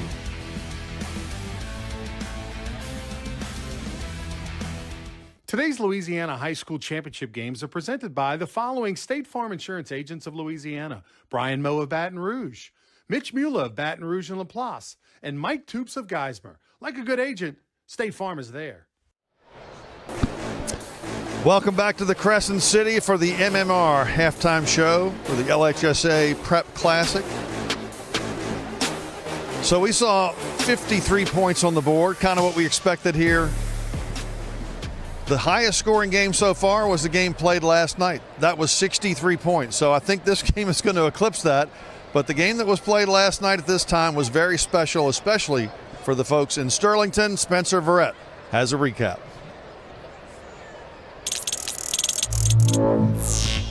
It was in this chair right here where Sterlington head coach Lee Doty likened his 2024 Panthers to a great work of art. That work of art brought home a state championship with a 35-28 win over St. James. Leonardo da Vinci painted the Mona Lisa, and I don't know if he knew it at the point in time when that happened that he had a masterpiece. I'm just glad that our coaches are part of the masterpiece that we put together this season, because this is my Mona Lisa. Yeah, it was definitely a motivating factor for us when we found out we were on the same side. actually when we found out we were going to play him this week. But, you know, it was rough to lose to them guys on our home field last year and watch them dance all over the place, you know. So I kind of had a chip on my shoulder about this one, not going to lie. And we try to make sure our kids had a chip on their shoulder this week about it. And, you know, so, you know, it just is what it is. It was a back-and-forth game in the first half with neither defense looking like it would be able to stop these offenses. But in the second half, the Panther defense stepped up and helped deliver the state title. And, you know, we went in at 21, tied up at 21 at halftime, and we were at ease because we've been there before. And, you know, when you play the schedule we have and, you know, you've been in tight games, you don't panic. And our kids never panic. We knew we'd need to come out and get a stop, and that's what we did. And then we just made enough plays to win the game. Offensively, though, the Panthers rushed for 341 yards, led by the most outstanding player, Hagen Herring, who finished with 121 yards and 2 touchdowns, a unit that the Wildcats just couldn't slow down. It was great run. You know, I think it was week 6 before we started back-to-back offensive lines, you know. So we had some injuries and got them rolling. And, you know, we've told them all along, man, with the backs we got, you don't have to block long. You don't have to stay on anybody long. These guys can roll. So very proud of them. And, you know, we put a lot of resources in our offensive line. You know, we got 3 guys that coach them guys. So, I mean, there's a lot of resources that goes in it, and we expect to be good at it. I want to thank you for all the opportunities you've given me over the past 4 years. When I transferred and was ineligible, you did a lot of stuff when you didn't have to and took chances on me. So I thank you for that. Sterlington's perfect season in 2021 doesn't compare to the adversity this team had to face. They had no locker room and no meeting rooms for most of the season. Doty's Panthers still came out on top. You know, 2021, we had a very senior-laden football team. I mean, you know, we had, I believe, 21 seniors that had played a lot of football. You know, they had been to the Dome their freshman year as well. Just a lot of experience. And, you know, those guys knew how to win. You know, they knew how to win as a football team. They went out and did it. This team, we had to replace 6 out of our front 7 on defense. You know, we lost 3 really good offensive linemen. Last year we lost Tramel out of the backfield. You know, we lost some really good players, and this team was young, and they had to learn how to win and how to win on their own. And I think that's the biggest thing. That's the difference to me. What's similar to these teams is our culture. And, you know, the standard is the standard, and it always is, and these guys know what to expect when they come to practice, and they know how to practice, and you know, they know what to expect in the weight room, and they know how to lift, so they know what to expect in the classroom, and they know how to handle their business. So it's just something that it's been passed down from team to team. The Panthers bring home their 3rd state title in program history and their 1st since 2021. For the LHSAA Network, I'm Spencer Verrett. And we want to give a shout out to Spencer Verrett. You know, he was on the set for Friday Night in the Boot, all but one show this entire season. He's usually up here on the desk, but doing a great job chasing down all these interviews and footage and telling these stories from these championships that were won. Steve Schneider, along with Robert Valdez, Dwayne Jenkins, Garrett Walvard, Lee Doty. Interesting story and a fantastic result for that Sterlington community. What can you say? I had a chance to play against, coach against him. I think a stand-up guy, real classy gentleman, tremendous person that's right fit for that program, that community. And, you know, they've been through a lot as they're going through some growing pains and renovations and whatnot. And just keep it together, hold it together. It's a great job. I think he just used it to kind of mimic the mindset that his football team had all year long. Just everything that they had going on, the adversity, coming down here, short week, all those things. He just kind of played it to that blue-collar mentality. And you've been through that, right? With the storms and everything gets wiped out, and you just have to pivot to something, right? Well, I think it refocuses. You know you need to focus on what's important. Everybody else can focus on all those other things, but the kids are worried about what's happening between the white lines. Your coaches come in, they get their work done, they get ready for a game plan, and they put it together, and the kids just work. you know, congratulations to them. This is 10 years in Louisiana for Coach Doty. He's now been part of 4 prep classics. He brings the 3rd title back home to Sterlington. I think they got a really bright future up there in front of them and a lot of competition, too. OCS is right down the road. Richwood, the entire Monroe area. Nice for them to stand tall. I think with a 29-24 halftime score, we've hit the lottery again for another great finish. We'll talk about the next game starting tomorrow right after this.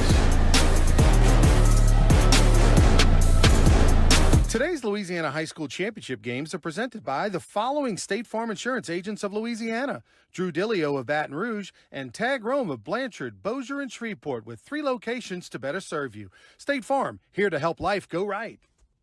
At Auctioner, we know healing is a team sport. That's why we've partnered with world-renowned orthopedic surgeon Dr. James Andrews to create the Auctioner Andrews Orthopedics and Sports Medicine Institute. Whether you're a professional athlete or a weekend warrior, our team of specialists are dedicated to getting you back in the game. So whatever your reasons are for reaching your personal best, we've only got one: you. Auctioner Andrews Institute. Long live you. So it's going to come down to this. Can they do it?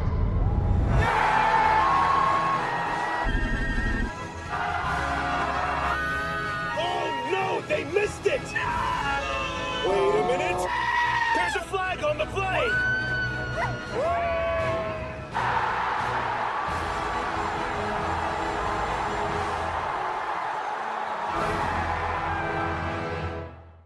For over 100 years, our families have gathered together to share with each other our challenges and hopes, to take this light we've been gifted and paint a brighter future for the next generation.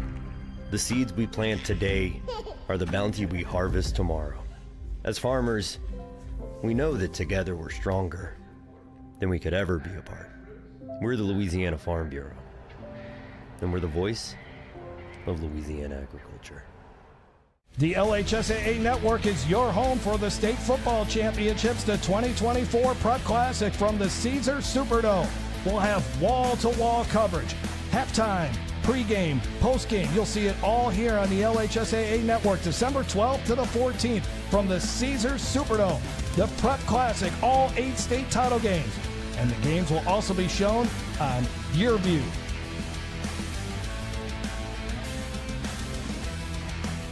Today's Louisiana High School Championship games are presented by the following State Farm Insurance agents of Louisiana: Brian Moe of Baton Rouge, Mitch Mula of Baton Rouge and LaPlace, and Mike Toops of Geismar. Like a good agent, State Farm is there.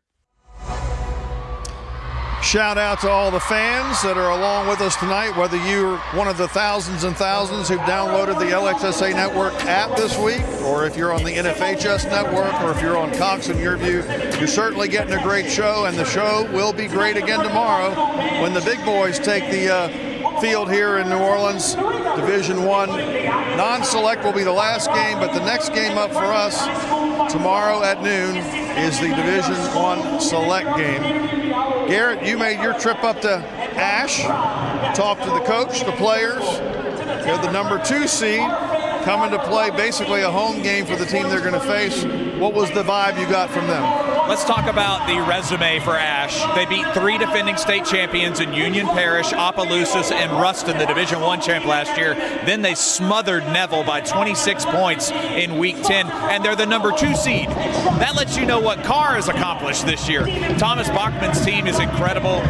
Carson Sellers is like a sophomore quarterback with a whip of an arm, real quick release, can throw it deep down the field, very accurate. And JT Lindsey, unbelievable. LSU recruit, maybe the best running back in the state. I know you guys have your favorites, but I really think they're going to give Carr a whole lot of trouble tomorrow. Should be a great game to start the day. In my 45 years, I spent a lot of time in the Baton Rouge, South Louisiana area. Jabbar Jalouk, who played for the Southern Jaguars, kind of established Carr's supremacy. Well, I think what you have is you have the 2 teams that represent the 2 best districts in the biggest classification in the state. You have Carr, who plays in the Catholic League. You have Ash, that plays in that Monroe area, Washita Parish District, that just has tons of talent. So these are 2 battle-tested football teams that have gone through the grinds of tough games week in and week out. It's like playing in the SEC and the Big Ten, and they're coming down to meet the 2 champs. So week 5 in whichever it was, the Big Ten or the SEC, right? You were one of our games of the week, right, against that Carr program that Jabbar started, and Bryce Brown has certainly more than maintained. Right, they're complete. I mean, right, they're a complete team. You talking about well coached, you talking about offense, defense, and special teams. The one thing that's important, Carr has not left New Orleans. Carr has been home the whole time, so this is going to be in there. You know, they're itching to get back to the Superdome. This is the first time in some years. It'll be their first time in Division I, them playing for a state championship. So they have a real chip on their shoulders. But you're talking about they're led by their quarterback. The quarterback, you know, everybody gives them the praise. Defensive line is strong, receivers are strong. When they go as their quarterback goes. And some people are tuning in. They're not necessarily high school fans of a certain school. They kind of want to see who the good teams are, but they definitely want to see who the good athletes are, who the good players are. And this game tomorrow at noon might be the game that gives you more of that than any. Definitely some star-studded. There's some dudes, man. There's some dudes. That's it. There's a whole lot of stars from all these recruiting rankings that'll be on the field tomorrow. Right. I'll tell you what, Edna Carr was the gold standard last decade. They won 5 championships. They played in 9 title games. And for the last 15 years, if you were part of their varsity, you were walking away with a ring or maybe 2. Nobody on this Carr team has played for a state championship. 2020 was the last year. They're looking to bring home the ring. We're looking forward to it. It's just going to be one good game after another all weekend. We may go 8 for 8 after going 7 for 8 last year. We certainly hope so. We certainly hope you'll join us. We've got more of the halftime show sponsored by MMR right after this.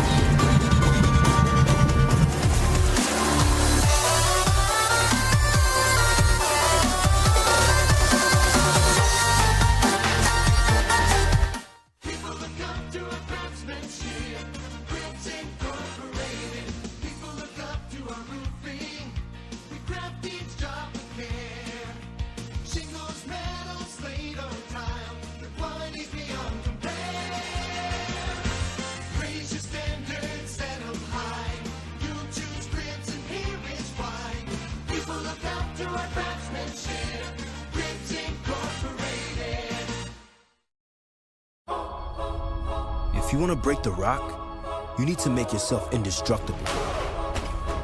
If you want to play between the hedges, you need to work out there, up there, down there, everywhere. If you want to reach the win bar, you need to lose sleep, lose count. You need to play every game like you got nothing to lose.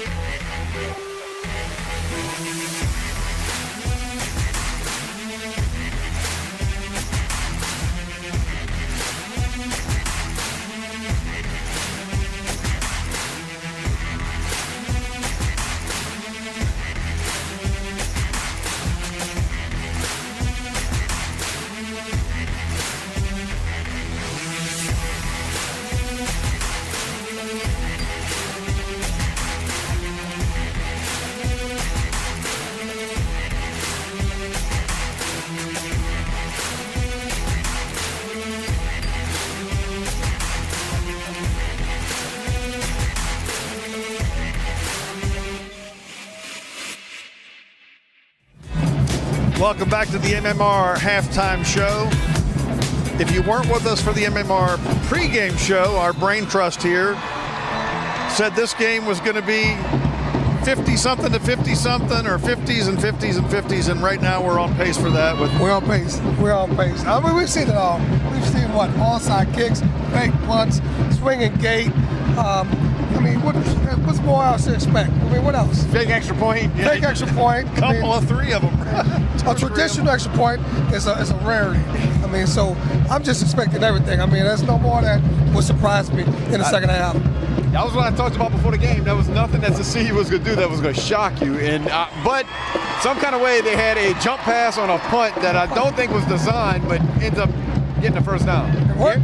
Garrett, I thought we might be in the hundreds. The first 2.5 minutes, we had 2 touchdowns. That was pretty incredible. It was insane. Cecilia's looked a little more efficient on offense. They're averaging about 9 yards a carry. Diesel's leading the way, 96 yards, 2 touchdowns. Plus that kick return. They've only had 3 possessions, right? Very efficient for them. And Franklinton is moving the chains. You know, that offense has 14 first downs already. Nice job by the freshman kicker, Gabe Ezell, to hit that field goal, give the Demons a little lift before the half. Let's take you through some of the highlights. And as I mentioned, with 2.5 minutes in, we had 2 touchdowns. It was more of a track meet than a football game. No doubt. And Franklinton is composing it well at the line of scrimmage, running the ball and being very, very physical and aggressive. Cy Austin. I mean, he's a big guy, and they give him the ball. But then you kick it right there, and then run it right back before they even get on offense. Well, it's pick your poison when you line up to kick it off. There's Diesel and there's Calais standing next to each other. There's Diesel's first snap of the game. He goes 75 yards and gets tripped up right at the 1. It doesn't take him much longer for Cecil just to get to the edge and score. I mean, you got to defend the whole field. 14-7 at that point, but to their credit, Franklinton fights back. There's a Crane, the keeper. The first of the fake extra points. That's right. Here's the fake punt. Here's the second. The jump pass and get the first and keep the possession. It's a lot of fakes, but it ain't fake news. These teams are really good and playing hard. Yeah, that's Diesel with another touchdown. Cy Austin comes back and answers. It's been back and forth. Austin's already over 100 yards. And then Diesel gets another opportunity, picks up this big first down, keep the chains moving. Braylon Calais punches another one in. And then just to add another couple points, Franklinton doesn't sit on it before the half. Just a quick field goal. 43-yard pass and a field goal, and look at it. It's 29-24, and there's the stats we're talking about. Cecilia just hasn't had the ball enough to get more than 8 first downs because they're just going down the field and taking every opportunity with the possessions that they did have. Pretty cleanly played game, too. No turnovers, only 5 penalties between the two. I think we're looking to see, again, what's been the story of the weekend is who can break serve, who can make the turnover, who can get the big play. Because it can come anywhere in this game. Special teams, defense, offense, somebody's going to make a play. If you're Coach Formaggio, what are you going to do on defense to try and slow down Cecilia? Because 3 drives, 3 touchdowns doesn't cut it. The only thing you can do is try to force them to throw the ball. You're going to have to bring some extra people and contain the box. But Cecil just finds lanes. I don't know if we went back and checked through 5 weeks in the playoffs how many times Cecilia has actually been stopped and had to punt. Because I know a couple of weeks ago against Blackman, they didn't punt. They scored every time. The thing that was said here earlier, Coach Salt knows how to win. Getting a team here, but how does he do it in this case? Like, what part of his game does he pull out? What kind of magic trick does he have? I think he just needs to keep pounding on offense, keep moving the ball, keep the ball in Cy Austin's hand, keep running it. And as bad as it sounds, you hope to see him make some mistake at some point. You just one of these, you almost had a big play right there. You had a kickoff that bounced off somebody's head. Like something like that, a bad bounce here. Somehow, some way they have to find a way to play defense with their offense and control the line of scrimmage, run the ball, and try to eliminate possessions for Cecilia and Cecil. It might just come down to if you have the ball last. Correct. Can you? I most certainly think that could definitely happen. It comes down to can you figure out a way that you end up with the ball last. I know that you've got a crew that's been here all day, 2 days in a row, but this could be an overtime game. We could be here. Come on, Dwayne, don't look that way. I'm looking up at the clock to see how we can get there with the points being scored because it's going to be a weird number. It's got to be a weird number. It's going to be a weird number with the 2-point conversions, a field goal now. It can be the score can be anything. If you had a football pool in this one, the numbers are We're far from over. We're far from over. Would you say there have been no turnovers in this game? There have. And that's the. I mean, there haven't been fumbles and interceptions. But there's been momentum changes and answers to those momentum changes. And can you continue the momentum moving forward? Because you're going to get surges on both teams. Third game in a row today that neither team turned it over in the first half. And I really think if Franklinton can hold on to the ball, they can match the intensity of Cecilia and stay in it till the end. Yeah, it's the first time we've seen that. No turnovers in an entire half, especially with 53 points on the board. Usually when you have that many points, somebody's turned it over and given somebody the ball on the doorstep or gotten a pick six or something. I doubt that this is going to be a dull third quarter like the other games. Right. And I don't know if they were dull, but they just didn't have a lot of meaningful plays. Right. All the meaningful Fireworks. plays have come in the. We talked about fireworks before this one started. I didn't think the first half disappointed, and I don't see it slowing down the second half. Guys, we appreciate your input. As always, the MMR halftime show. Gonna take a pause right here in the Crescent City.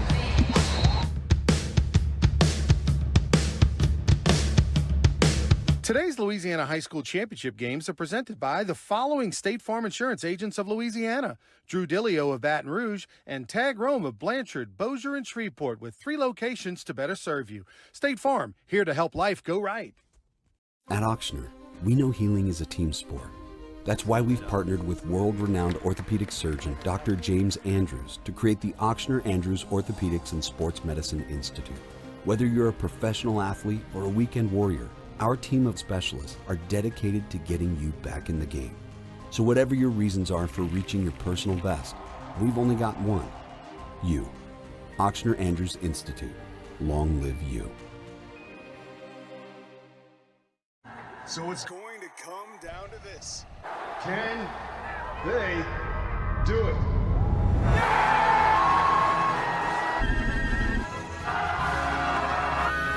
Oh no, they missed it! Wait a minute. There's a flag on the play!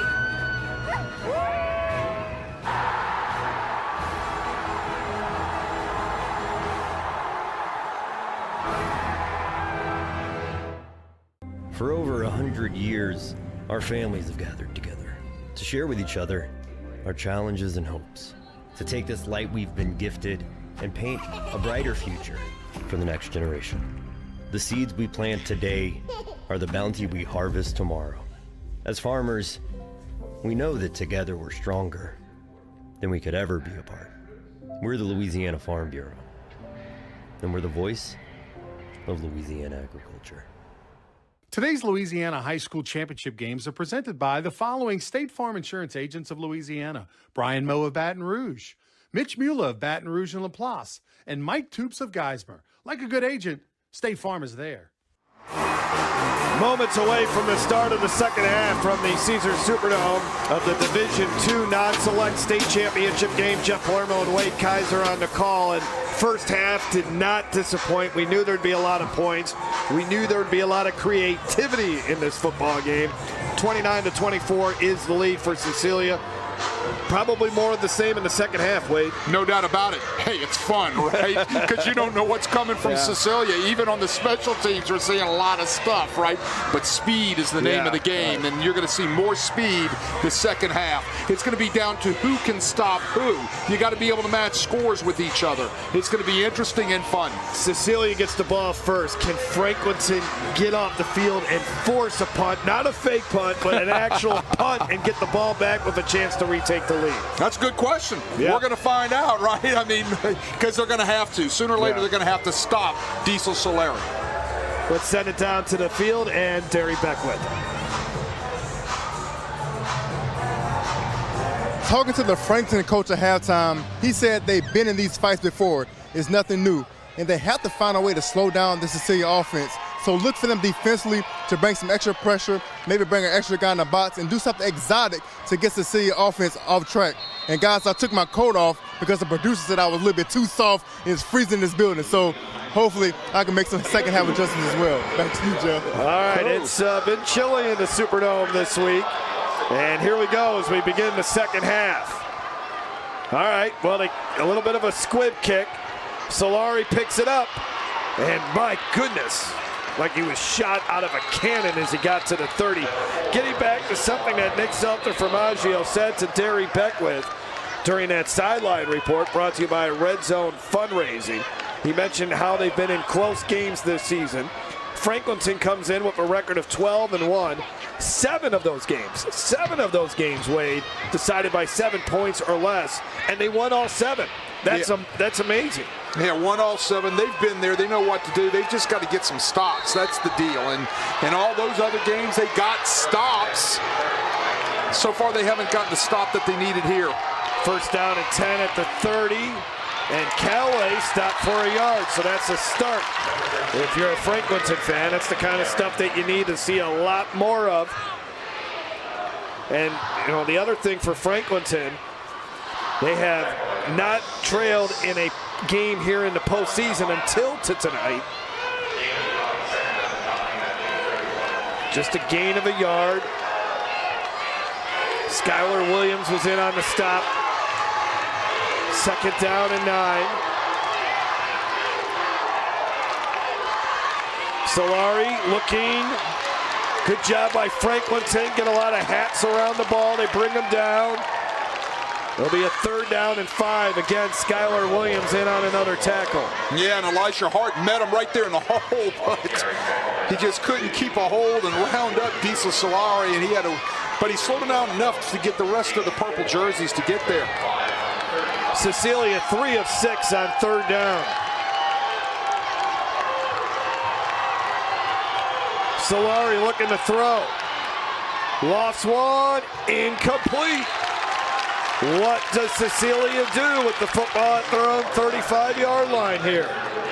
It's anybody's guess. Even if they bring the punt team on. Correct. That doesn't mean it's going to be a punt, but Dennis Gaines is going to bring the punt team on for the moment.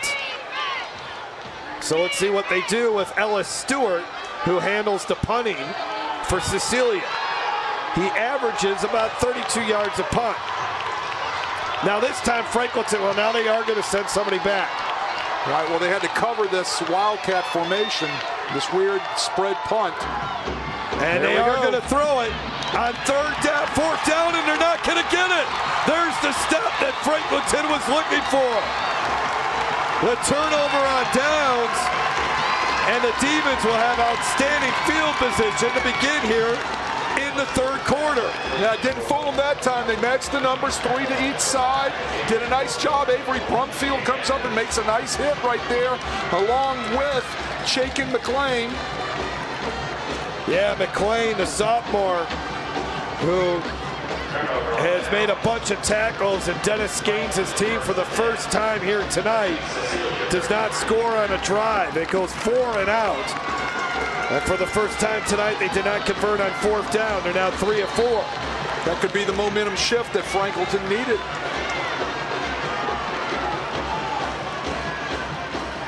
Cy Austin with the football. Cy Austin will get about a yard or 2. It was a really good first half for Cy Austin, who rushed for 108 yards and 2 touchdowns in that first half.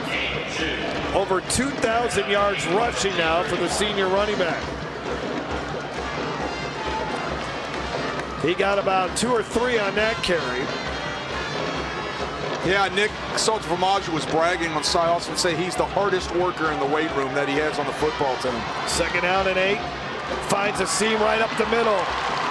Close to the 1st down before B.J. Gordon, who's got 144 tackles coming into this game, made the tackle there. Most outstanding player in this state championship game last year for Cecilia was B.J. Gordon. 3rd and short coming up for Franklinton. They were 6 of 8 on 3rd downs in the first half.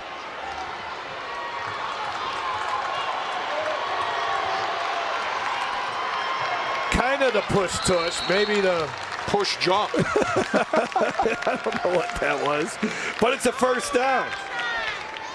It doesn't matter how you get it, you just got to get it, right? And that is a Farm Bureau 1st down. Brought to you by the Louisiana Farm Bureau Federation, the voice of Louisiana agriculture. That is the 15th 1st down of the ball game for Nick Salter-Formaggio's team. At the 22, Cy Austin is going to get taken down. Good tackle on the play from Cecilia's Nathan Macon. And he'll come out of the game after making that tackle, and only a pickup of a yard there for Franklinton. Yeah, all of these exotic looks and the way Cecilia's lining up and all of that, if you're just kind of catching on to what's going on, they do it out of necessity because they're just not very big. The only really one guy they have as a lineman is Rylan Hardy. Only guy over 200 pounds. Crane's pass is caught, I think. There's like a tie, but the tie goes to the receiver. Well, they're fighting. Oh, they're going to say this is Cecilia's football. This is going to be an interception. Oh, my goodness. Coming away with the interception, Gavin Solomon. And obviously, they'll take a look at this.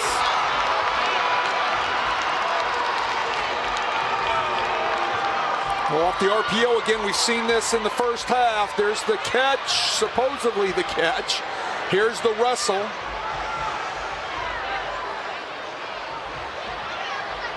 Great aggressive play. Man, I don't know. That's a tough one there. Yeah, real tough.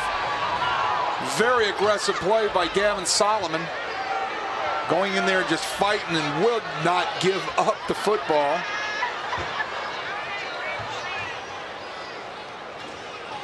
Franklinton not bringing its defense on the field yet until there's some sort of.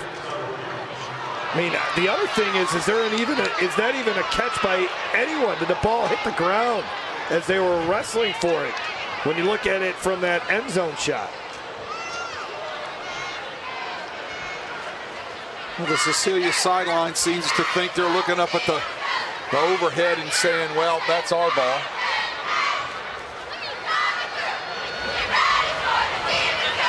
Again, the conclusive evidence needs to be part of this. Does the ball hit the ground? It just might right there. Right there. I think the end zone shot from the other end zone, I think, is a little more, gives you a better view of that.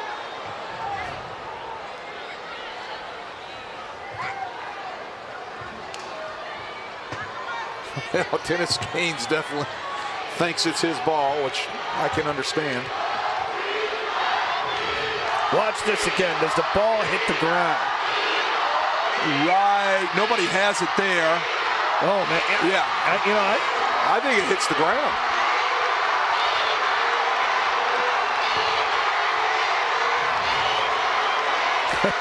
Oh, everybody, look, you got Cecilia thinks it's their ball. You look at Franklinton, they say it's their ball. They need to send a representative from each one of the stands out to the center of the field and play rock, paper, scissors for it. Or debate it. Have like a little debate. You present your arguments on why you think it's a catch. After further review, the ruling is confirmed on the field. First down, Cecilia. And they say confirmed on that. So a huge interception, our first turnover of the night. And Franklinton can't cash in after the defense forced a 4-and-out. Again, points left out on the field for Franklinton offense, right? I mean, they just can't keep affording to do that.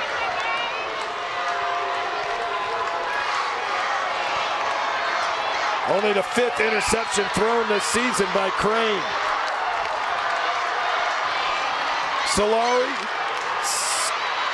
somehow it looked like he was going to go down at the line of scrimmage, but he ends up picking up 5. Well, besides being just outright fast and athletic, he's slippery, right? He's strong. He's strong. Yeah. You just can't get a hit on him, right? A clean shot. That's a clean shot. And this Franklinton defense has come to play here in the second half. They were great clean shot right there by Hart. Big athletic kid. Elijah Hart.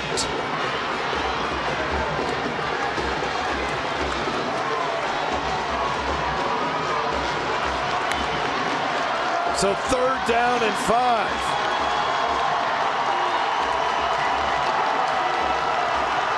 Solari runs it to his own man, and he's going to be stopped again.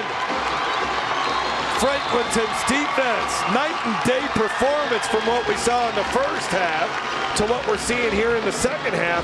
Hart is a little bit slow to get up though. Trying to get to his feet. You're looking at 4th down and 2. Yeah, Hart was there, McCray was there, and another huge group of Franklinton Demons got to Solari. Will they actually punt this time, Wade? I don't know. We ask this every time. But it's fun, right? It's just fun just to see what's going to happen. Another different punt formation. They must have 1,000 of them. Low snap. It gets away from Stewart. He's in trouble. Trying to make something happen. Now he just kicks it. And then it hits a Franklinton player. The most wildest play you'll ever see. It's still going to be Franklinton's ball after all that.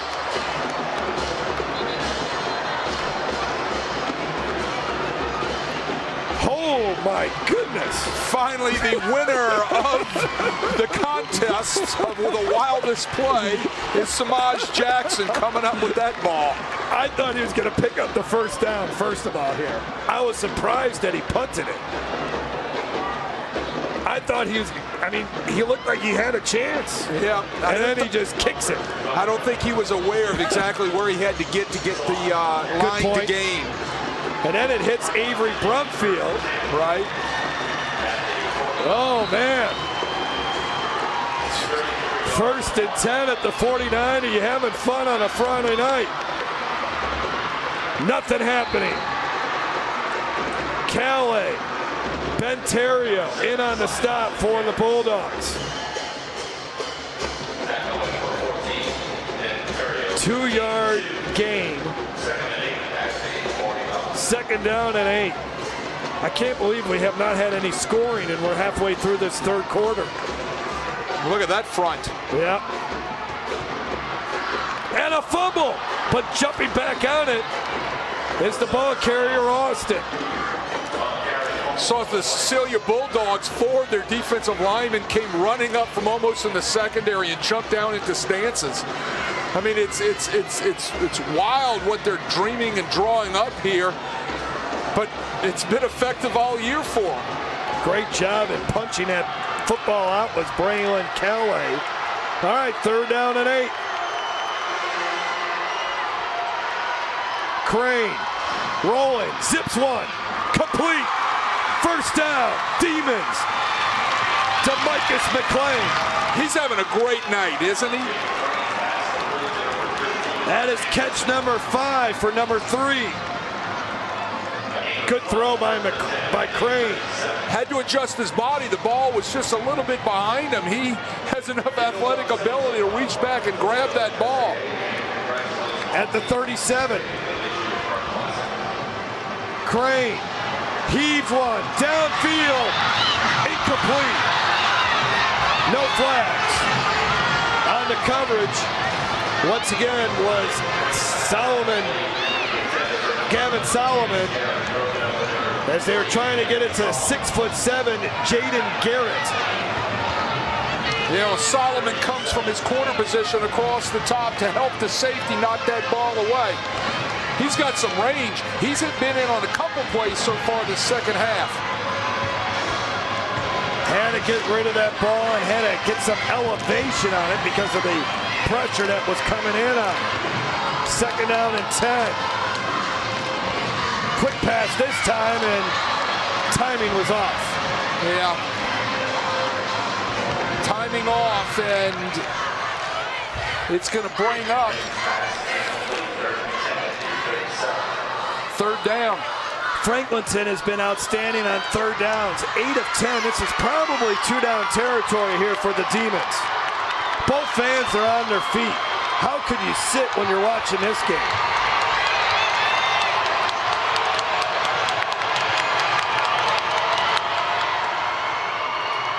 Another screen. Slipping though on the play was McLean. He is down. Only got about 2. Yeah, his foot came out from under him on the turf. Unlike the NFL, where you got to be touched down in high school, the minute you go down, like in college, that ball's down right there at that point. Play is over. They got to go for it on 4th down. They're 1 for 1 on 4th down. Here's the amoeba defense. The prowl is what they call it. They bring the pressure. Crane's pass knocked away. How about this half that Gavin Solomon is having? No fly zone in Cecilia. He also makes real good signals after he makes the play. He's got the crane signal. He's got the heart signal. Watch him drive on that ball right there and knock it away. The Franklin defender wanted the interference, but he's not going to get it. Sword goes in the sheath. He's got all the moves. Talking about Gavin Solomon. Franklinton a couple chances here to take the lead, and they could not convert. And will that come back to hurt them in the end? Solari and the Bulldogs offense back on the field. Solari will get it. Uh-oh, double pass maybe? Nope, Callaway's running. And Callaway's going to get hit. That's hard again.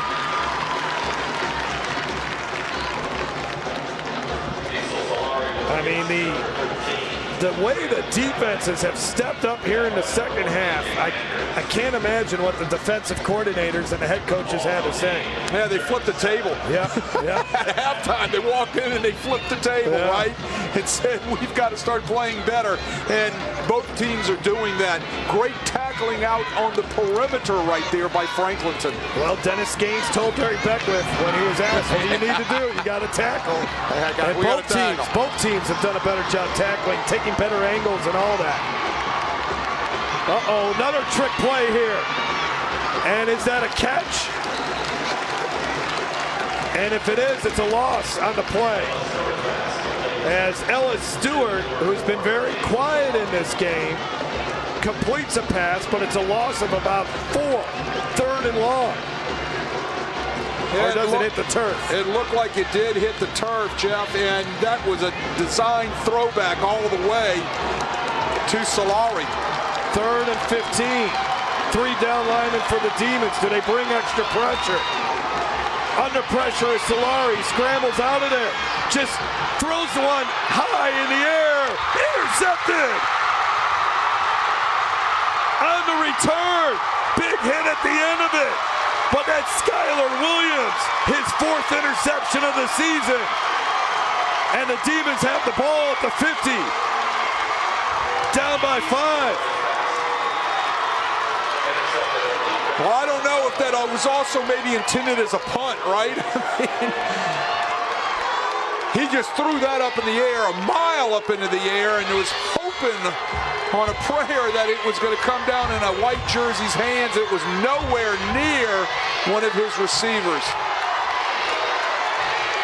4th interception for Solari, so both quarterbacks have thrown an interception in this half.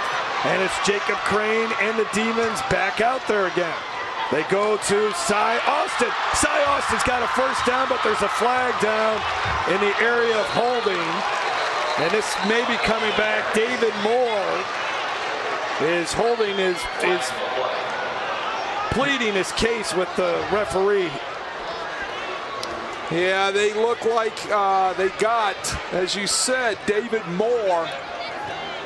He's pleading his case, as you said, like an attorney in court. Holding, 71 of the offense. 10-yard penalty, replay first down. 4th penalty of the night for the Demons. It'll be 1st and 20 now for Franklinton, back at its own 40. Yeah, you can't get those hands outside the frame, right, of the chest. And I think that's what David Moore did. That's what exactly it looked like. He had his right hand out on the edge of the shoulder pads of the Cecilia defender. Crane, complete. Got the ball to someone different here. Christian Young, a senior, a 400-meter sprinter. And if they can get him in the open field, it's hard to catch him. He only his 4th catch of the season. And he ended up getting 7 there, so 2nd down and 13. Hold on, there's more speed on the field that we haven't talked about already? Right.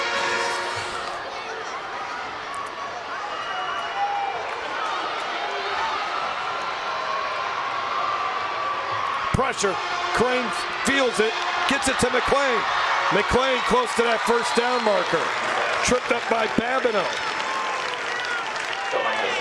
So it'll be 3rd and 4. Love those little X and Y screens where they're just zipping it out there, getting around the blocker. You can see The block right here, they're sending a quick tackle out there real fast to get into that running lane to supply some support. Franklinton is 8 of 11 on third down from the 44. No blitz this time. Crane finds an open spot in that zone, and it's a first down to McLean, who continues to have a big night. He's now over 100 yards receiving on his 8th catch of the night. They're going to clear it out with one receiver, and they're going to run the second receiver, in this case McLean, right to the sticks and stop him at the sticks, and the ball is going to be in the air even before he turns around to catch it. Under 2 minutes to go in this third quarter after that Farm Bureau first down. The run by Cy Austin gets him 2.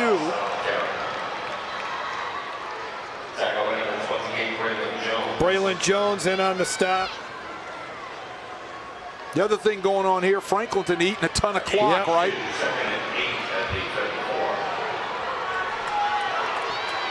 They have a wide margin in the time of possession, 20 minutes to 12 minutes basically. And they'll probably have the ball unless they score here quickly for the rest of this third quarter. Crane keeps it. And Crane gets to the 28, and he'll be stopped shy of the first down by a yard. Or maybe a half a yard, he's short. Bring up third and short. Well, he doesn't run the ball much, right? But when he pulls it off the zone read, he can get some yards because he's athletic, just not the same speed as everybody else out there on the field. He's had a nice game tonight, Crane. 15 of 23, 175 yards. No touchdowns and an interception. Now they get into the double tight I formation look. Cy Austin gets it. Cy Austin sheds a tackler to get the first down. Braylon Jones finally got him. And Franklinton's success on third down continues.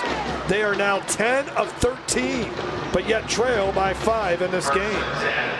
Jeff Franklinton goes double tight, tackle over, heavy into the boundary, and they run the ball to that side. Everything's stacked up by the guys in white. What does Cy Austin do with his speed? Beats it outside onto the boundary to pick up the first down. At the 22. Cy Austin to the 19 on what is the final play of the third quarter. The most surprising thing of this Prep Classic, a scoreless third quarter between these two teams. 18-seeded Cecilia still leading.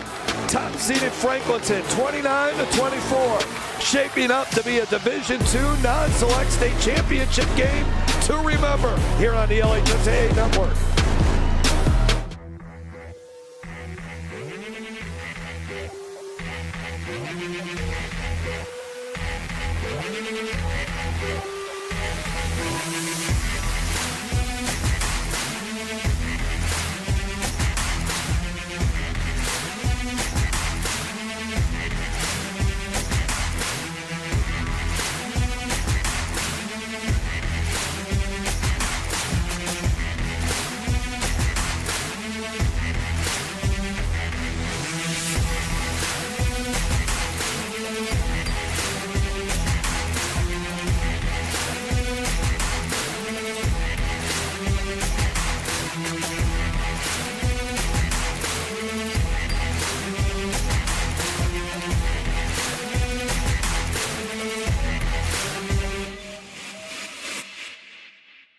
At Ochsner, we know healing is a team sport.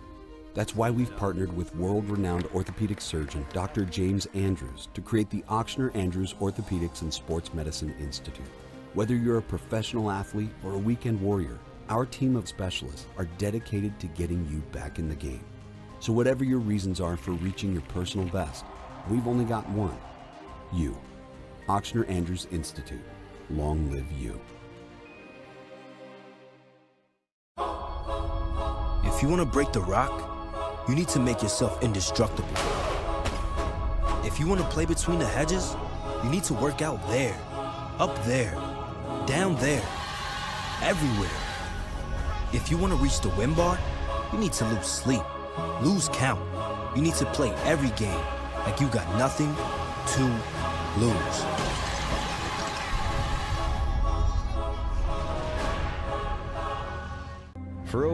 100 years, our families have gathered together to share with each other our challenges and hopes, to take this light we've been gifted and paint a brighter future for the next generation. The seeds we plant today are the bounty we harvest tomorrow. As farmers, we know that together we're stronger than we could ever be apart. We're the Louisiana Farm Bureau, and we're the voice of Louisiana agriculture. Back in New Orleans, inside the Caesar Superdome. The sixth game of the Prep Classic. As we begin this fourth quarter, Jeff Palermo, Wade Kaiser, and Derry Beckwith.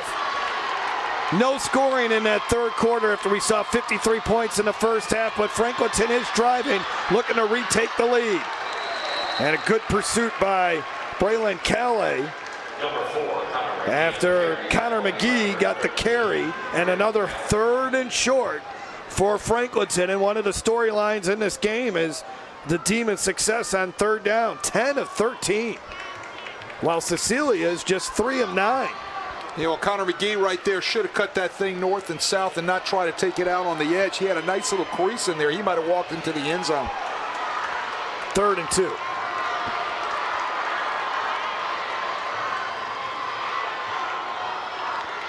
Little side pitch.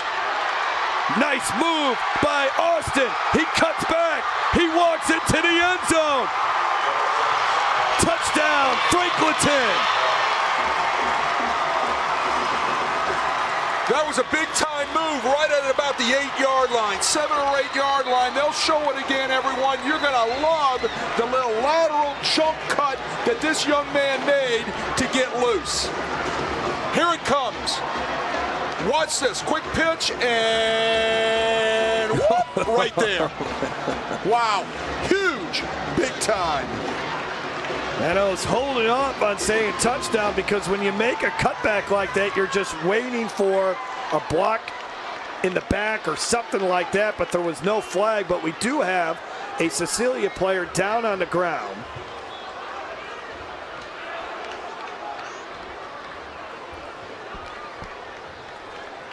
So you look for those blindside blocks or a block in the back, and was that one right there by McLean on the injured player for, and that's Solomon, who's had such a great second half here with the interception and a couple of PBUs, and he's down on the ground right now. Yeah, that was close. I agree, Jeff. That was close. I don't know, if it could be considered, it's similar to a crack block. He was not blocking back towards his end zone. Seemed like he got him with the shoulder pad, not with his helmet involved. Let's take another look at it. Maybe we get a greater angle. Here it comes right there. Ooh, I don't know. I mean, is it even an official in the got a chance to see that? It would have been the backfield judge would have had to see that to throw that. All right, so it looks like I gave you the wrong number on the injured player. That's Jace Knott, who was down on the ground. Jace Knott, and hopefully he'll be okay. He had a great game in the semifinals last week against Plaquemine. So it's 30-29. You should go for 2 here to get up by 3. And that's exactly what they were doing.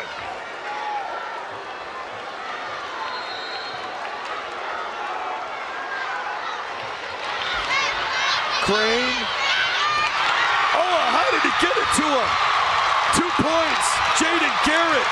He threw it through 4 white jerseys to get the football to Jaden Garrett on the 2-point conversion. An impossible pass through all the traffic. Look at this, folks. Oh, my goodness. 4 jerseys right there had a shot at that ball. And Garrett comes up with a huge 2-point conversion. We have seen some of the greatest plays in high school sports right here tonight. Not just great plays, but wild plays, right? Improbable plays. Wow, wow, wow. Watching this Franklinton team, it's hard to imagine that nobody's really getting recruited on this team. Well, and Nick Salter from Maggio said, hey, maybe it's because we've been down for so long. Franklinton's not an easy place to get to if you're a college coach.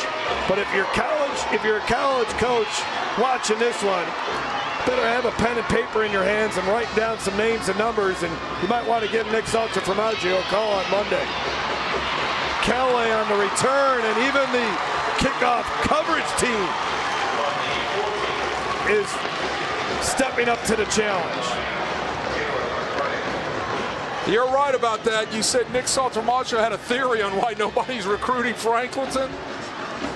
Well, up at the top of Washington Parish, you know, you're about a few miles from that Mississippi line, and you're right. So not an easy place to get to. Not an easy place to get to, but I think they will start popping in after this football game. Solari's got time here. Before he goes out of bounds, incomplete.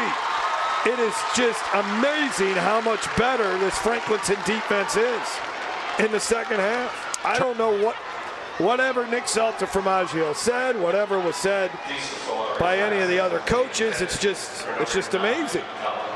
What adjustments were made? Don't see any adjustments big time on defense, except they're tackling better and they're containing Solari. 2nd and 10.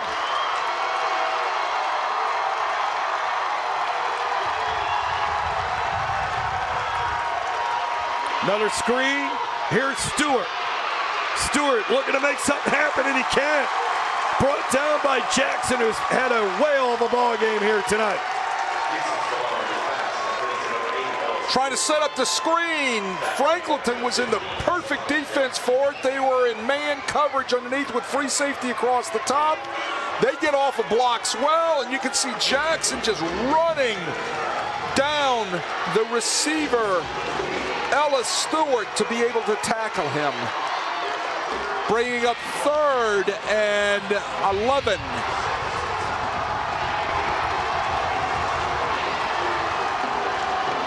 Third down and 11. Pressure coming. Solari steps up. Solari can take off. He's going to get you your first down, and now he's in the open field. Solari all the way to the 36. Diesel stepped on the gas there. Yeah, he stepped on the gas, and Avery Brumfield was lucky he brought him down by the shirt collar. Then they exchanged some pleasantries, right? Look at him escape here. 38 yards on the carry, 1st and 10 at the 36. I mean, Brumfield was lucky he just got a piece of the cloth of the jersey to get him down, or it would have been the score for Cecilia. Solari right up the middle. All the way to the 23. Let's go down to the field for a Red Zone fundraising sideline report. Guys, I don't know if you ever seen a bottle of syrup on the sideline, but right here we have Pearl Milling Butter Rich Syrup. This is for the offensive line. Basically, when they get a pancake block and they knock a defense lineman on the ground, they get some syrup for that pancake. So it's just an extra initiative for the offensive linemen to make sure they get their block. Never seen it before. So remember, pancake block, you need some syrup. Back to you, Jeff. Away from Solari. Picked up by Kelly. Kelly goes down. Huge loss. And the Demons continue to keep making plays on defense. Solari never saw the backside pressure. Yeah, that was McCray, right? Coming with the backside pressure. Here comes the blitz. Oh, knocks the ball out of the hands. It's a loose ball. It's 2nd and a sugarcane farm right now. Hey, Calais was right there to pick it up. Lucky he was there. 2nd and 28.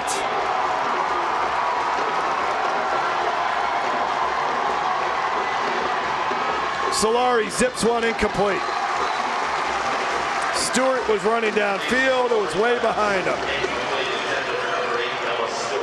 Yeah, receivers didn't have a chance. Ball was thrown into the ground behind them. They didn't know to turn around and start looking for the pass. There was a little miscommunication on routes to run, maybe. Cecilia scored on its first 4 possessions. Since then, they've turned it over on downs, they've punted, and they've thrown an interception. What will happen on this 4th drive since scoring on their first 4? Well, like you said, it's 3rd and forever, right? But I tell you what, if Diesel gets loose, it's really nothing for him. Timeout, Dennis Gaines. You can hear the fans from Franklinton. It's been a dream season. After so many down years for a proud high school football tradition. Coverage of the 2024 LHSAA Prep Classic brought to you by Hub International, Louisiana's premier employee benefits and commercial insurance brokerage. Also brought to you by Coca-Cola, share holiday magic. And brought to you by Louisiana Farm Bureau Federation, the voice of Louisiana agriculture. And also brought to you by your local State Farm agents, Tag Rome and Mitch Mula. Well, Wade, you got 2 downs here to try to get the first down. Well, you try to at least get half. I mean, that's what the book says. Try to get half of it, because if you're going to go for it on 4th down, then you got a shot, right? But here's the deal. They could just dial up a play where Diesel just takes off and nobody touches him, and he could get it all in one.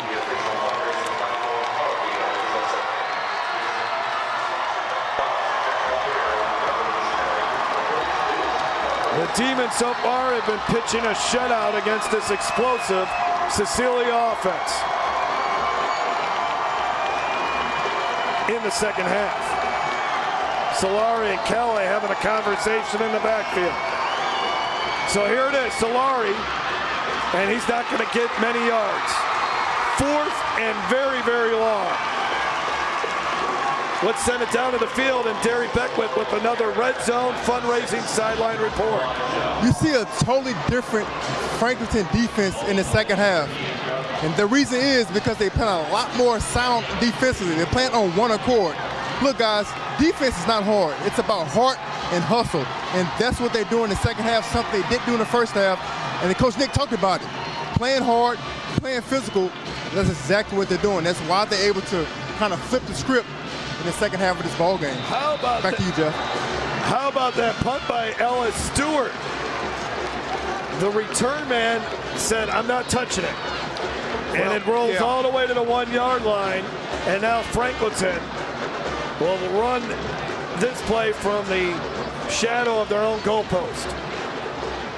It bounces right past him. I don't blame him for not touching that. Yeah, that thing could have taken a wobbly hit off of him or something, and then they could have obviously. And Pat Davis, or excuse me, Jermaine Davis, right, goes down there and gets it. That thing could have ricocheted off somehow, some way, and could have been disastrous. They're just going to have to get the ball out of the shadow of their end zone.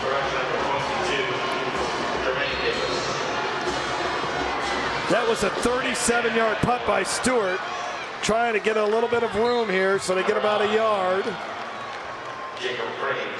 As Crane keeps it. 8:17 to go here. Franklinton leading by 3.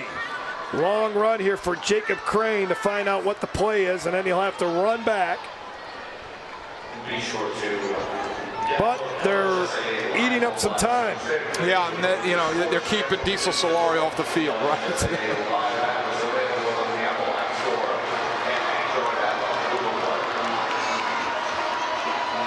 They get the completion and a nice open field tackle as they got the football to DJ Anders, playing both ways here. Anders, of course, the star linebacker, potential all-state player on defense, makes a catch on offense. And another 3rd and short for Franklinton. They're 11 of 14 on 3rd downs. They line him up in a position where he shows that he can block, and then he just slips out into the flat off the boot action.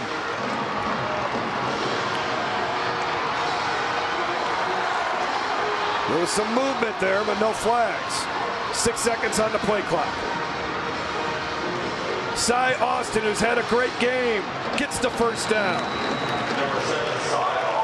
Another tackle by Ben Terrio. Can't play any better defense up front than Cecilia, who is really outmanned size-wise.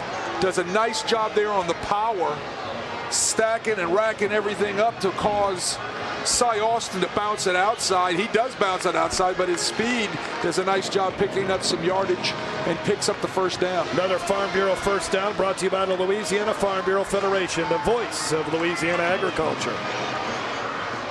At the 12 now. Oh, good tackle there. Only a gain of 2 or so.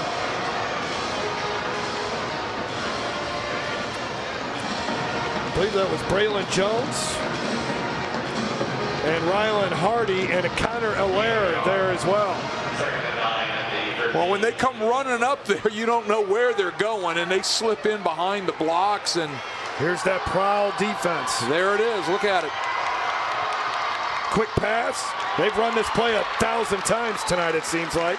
And McLean stopped shy of a first down by 4 yards. So could the third down magic continue for Franklinton? They're 12 of 15 on third down. This is 3rd and 4. Babineau had to get off the field for Cecilia. Something's bothering him. Cecilia fans making some noise. They need their defense to step up and make a play.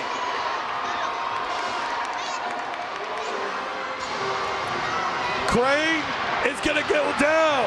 They got to him. Nice job. Chase Knott, who we saw get shaken up on the last drive, brings down Crane. That's going to go down as a sack. And it's 4th down. And now it's going to be Franklinton punting. Yeah, Knott does a great job stacking it up inside, working on that guard, does a nice job getting a move on that guard, and he gets home for a huge sack. And Nick Salter from Aggio's defense is going to have to come up with another play. Again, Franklinton this year 7-0 in games decided by 7 points or less. Crane's punt. It's a good one. Stewart calls fair catch. And Cecilia will have great field position. Well, if you ask Dennis Gaines at the beginning of the season, you're down by 3. 4:41 to go in the state championship game. And you got Diesel Solari and this great offense on the field. He said, I'll take my chances with that. And that's exactly what he's got right here. Cecilia, who has been scoring, averaging around 50 points in the postseason, shut out so far here in the second half.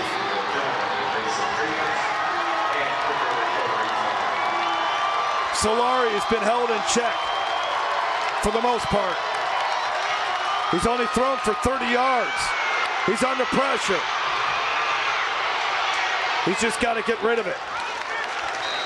Great coverage downfield by the Demons. They're all over every white jersey that's running routes. Solari's looking downfield, couldn't see anything. He tried to step up in the pocket, and then he ran right into the face of the pressure, and he had to bail out to his left and just get rid of the football. 2nd down and 10.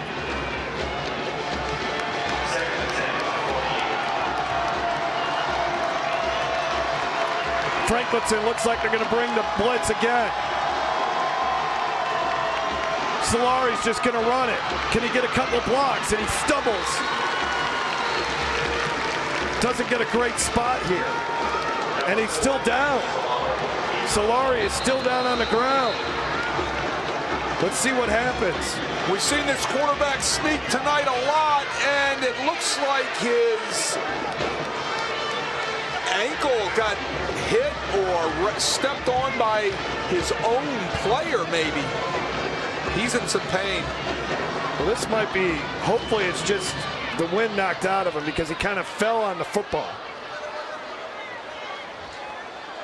Yeah, it could also be that because the way he is panting bad, trying to get air into those lungs. Yeah. Plus, he's one tired human being, right? He ends up tripping over the legs of Calais, and then he lands right on top of that football. Yeah. And then Elijah Hart comes right on top of him. It doesn't help when Hart at 215 pounds falls on top of Solari. He's going to have to come out of play. It's going to be interesting to see who they put on the field. It'd probably be Ellis Stewart, I would think, might take that snap. I would think so. Now, Cecilia is just 4 of 11 on third down. Franklinton is 12 of 16. That is such a key stat in this game as it stands right now. Now, Cecilia, if they score and win this game, it doesn't matter. But right now, a big reason why Franklinton's winning this football game is the third down stat.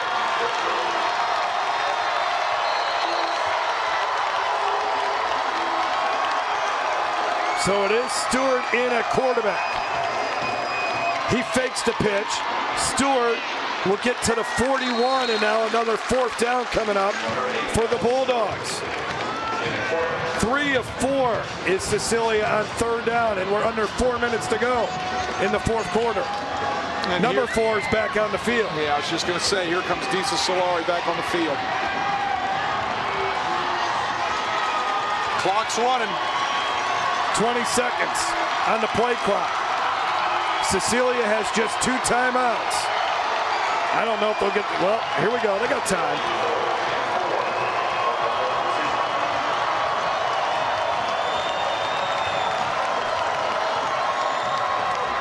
Solari looking, throws.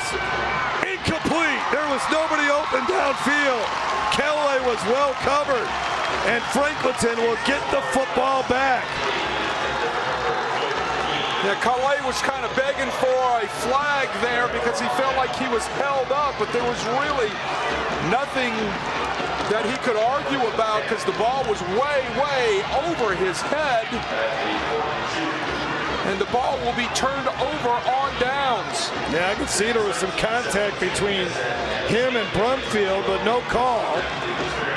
And now it's up to the Cecilia defense. Let's see, and you'll see this contact here. Yeah, right there. He just gets jostled with right there. The ball is about 10 yards out of the way, and I can see why no flag was thrown. Cecilia's going to have to start thinking about using one or possibly all of those timeouts. Connor McGee running to the near side. And McGee gets to the 50. Ball comes out, but he was down. Ground caused it. Yeah, Frankie Frank thought he had one, right?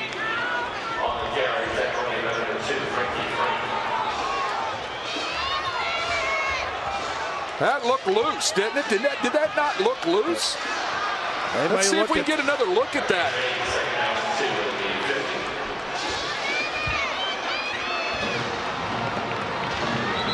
We're going to take a look at it.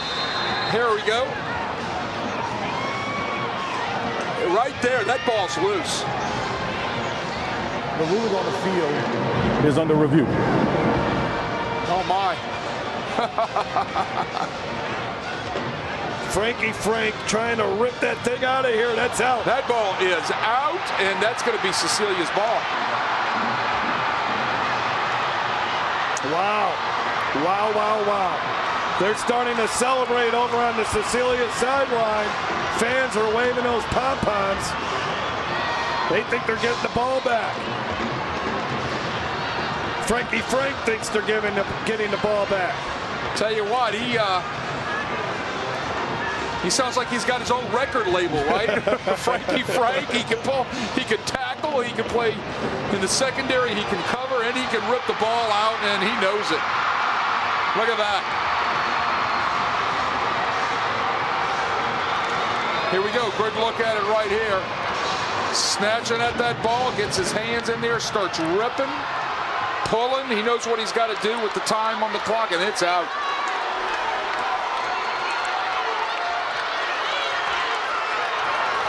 Cecilia's After further review, the ball was fumbled. It was clearly recovered by number 2 of Cecilia. It will be first down, Cecilia.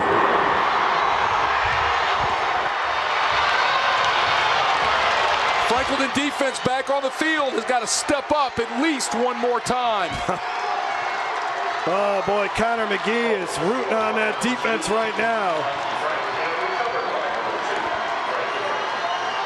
So first down and 10 at the 49, another chance for Solari. How many times can you stop this Cecilia offense before they finally break through again?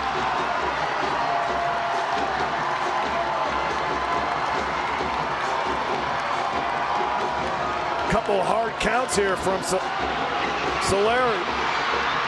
And look at this Franklinton defense. My goodness, again, Hart makes a play. Hart makes a play, but the guy that stops him in the backfield and comes back for a second helping is Taylor McRae, blitzing off the wide side of the field. And Nick Seltzer from Agio says that sophomore Taylor McRae has really played well in the second half of this season, as Solari just has not had any running room at all.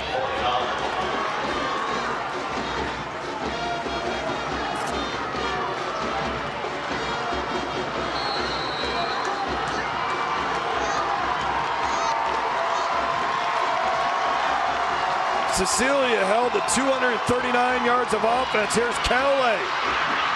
Cowley turns the corner, and that's a first down.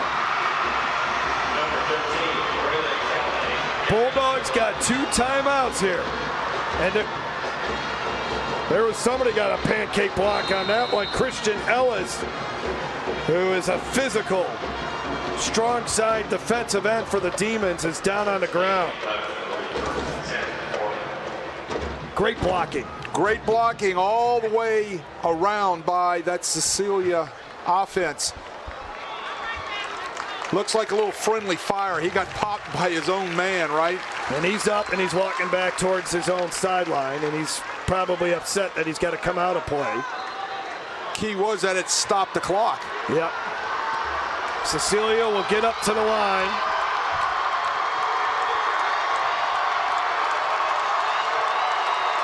No, he wanted to stay in the game. Did you see that? Yeah. He went back and asked. He tried to sneak back on. I don't blame you, my friend. I wouldn't want to leave that game either.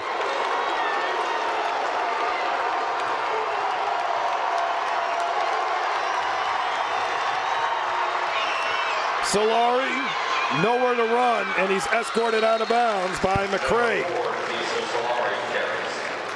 Stop the clock, though. Or, well, the clock's still rolling. You know, don't you get the feeling you're just waiting for him to pop one, right? Not sure why the clock is rolling. Yeah, he was out of bounds. And Dennis Gaines is asking the same thing. I'd be screaming if I was Dennis Gaines. All right, they get to the line here. A lot of time came off the clock. Still coming off the clock. Just nobody open. So Solari fires one. 50-50 ball. Batted around. Touchdown! Touchdown, Bulldogs!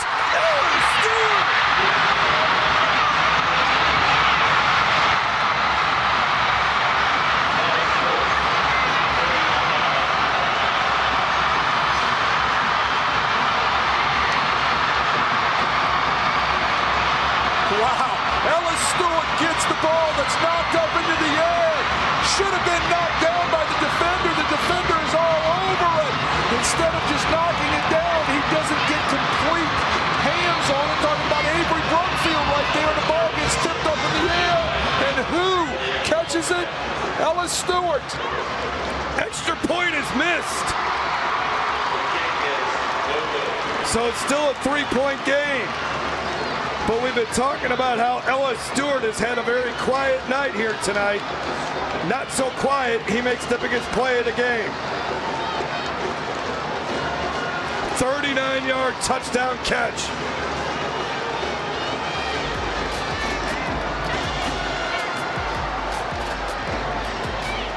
Coverage of the 2024 LHSAA Prep Classic brought to you by Cribs Incorporated, Roofing and Sheet Metal. And your local State Farm agents. Call Mike Toops, Brian Moe, and Drew Dillio. Also brought to you by Coca-Cola. Share holiday magic. And brought to you by Oster and the Oster Andrews Sports Medicine Institute. We said that this could be a championship game to remember, and it certainly has. The heave by Solari, and then Stewart just battling for the football. And he gets it. A lot of jostling down there. I'm glad there was no flag thrown. What do you have to do? Knock the ball down. Didn't get a piece of it good enough, and tips up into the air right into the hand of the receiver. That guy right there. He had catches such the a football. big game in the win over Blackman. He caught a touchdown pass. He had a fumble recovery, a kickoff, a recovery on a kickoff. He had an interception. Each of his possession-changing plays led to touchdowns for Cecilia. High kick, going to go out of bounds, and it doesn't take any time off the clock, too. So 1st and 10 at the 35 for Franklinton with 3 timeouts.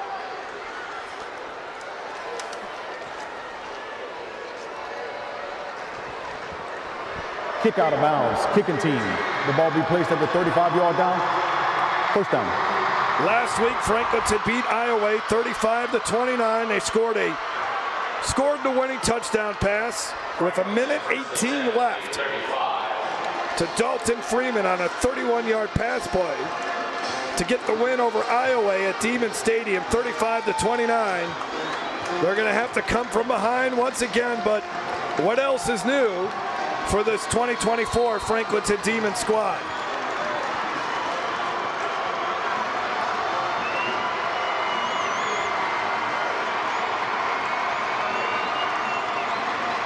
Crane to Austin.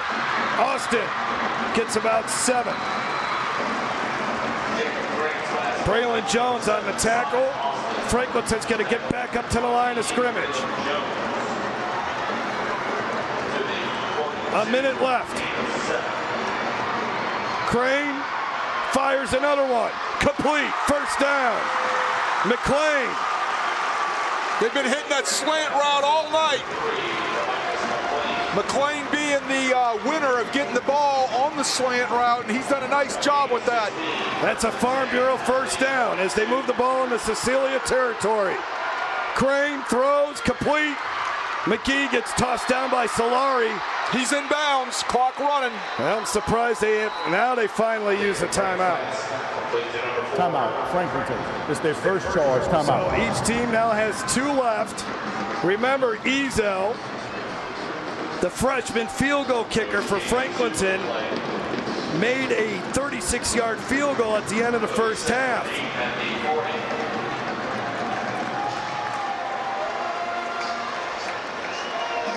This is the highest scoring game of the Prep Classic. Certainly ranks up there as one of the most exciting, right? Yeah. They are all, every game so far in this Prep Classic has been a classic, right?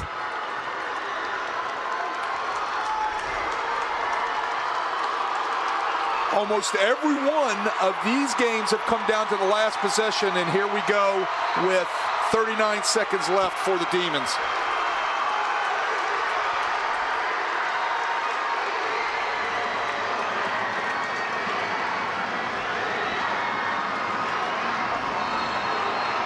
Second down and 8. Crane feeling the pressure. There's the screen. Austin turns upfield and steps out of bounds. Cecilia sold out on the blitz. Just left 3 people in the secondary. And they hit the receiver right down the boundary. He steps out to stop the clock. They have 28 more yards to go, and they got 34 seconds to get there.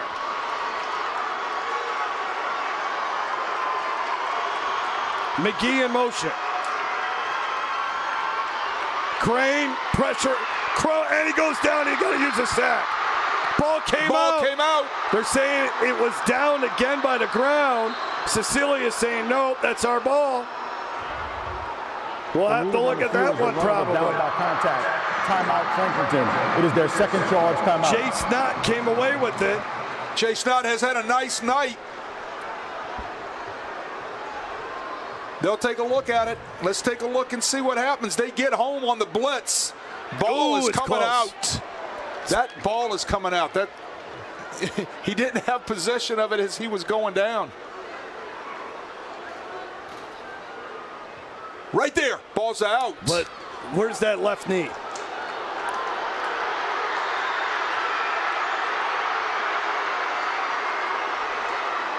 So let's see if the left knee was down before the ball was loose.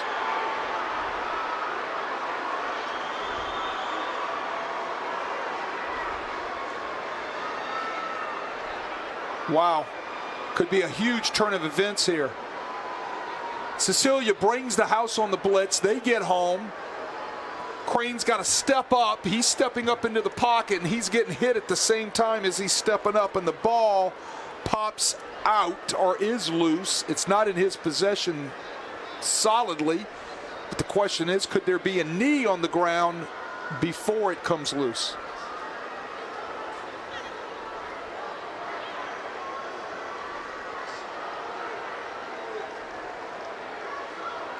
These guys have been getting a workout tonight on that replay.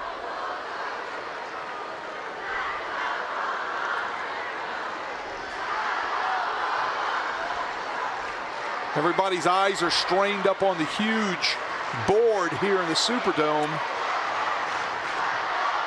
looking to see or anticipate what the call may be.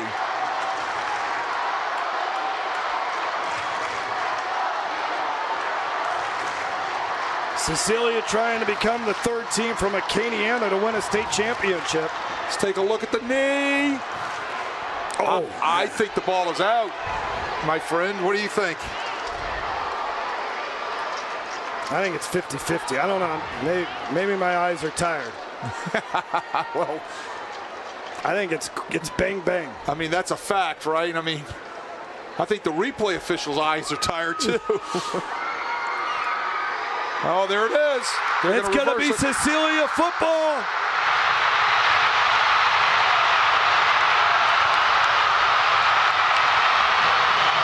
The Bulldogs are starting to celebrate the school's first state championship. Here's the official announcement. After reviewing the play, the ball was fumbled before the runner was down, recovered by 6 Cecilia. Will be first down Cecilia. And the Cecilia Bulldogs get 2 critical turnovers here in this fourth quarter to seal this victory.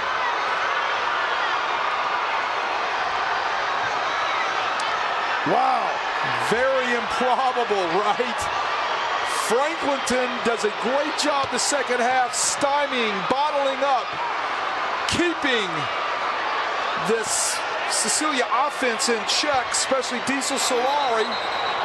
Couple of turnovers have been their nemesis this second half.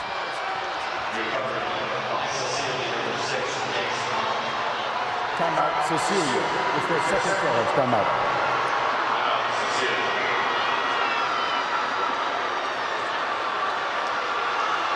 Franklin can stop the clock twice.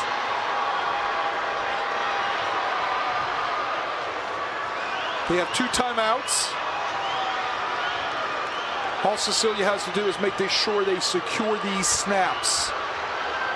The way this night has been going, I don't know if you could say that for sure is going to happen. It can happen, right? Because we've seen some weird stuff going on here tonight. Let's look back at that amazing touchdown pass to Ellis Stewart. They will be talking about this in Cecilia for the next 40 years, if more. Biggest play in Cecilia Bulldog football history, right there. Solari to Stewart for the go-ahead score. Victory formation, even that is a little different. Will Franklinton use a timeout? They got 2 of them. Doesn't look like they will. They came up short last year, losing to Opelousas. It fueled them all season long. This talented group of seniors, led by a head coach that wanted to bring home a state championship to St. Martin Parish. And for the first time since 1995, Cecilia is state champions, and they had to do it the hard way. 4 games on the road as an 18 seed, and then they had to beat the top seed Franklinton in the state championship game. And Diesel Solari caps off a fantastic high school football career. I've seen a lot of high school football games. This one ranks up there as one of the most exciting and entertaining I think I have ever seen. Wow. There's all you can say. Exactly. Took the word out of my mouth. These 6 games that we've had at the Prep Classic have been unreal.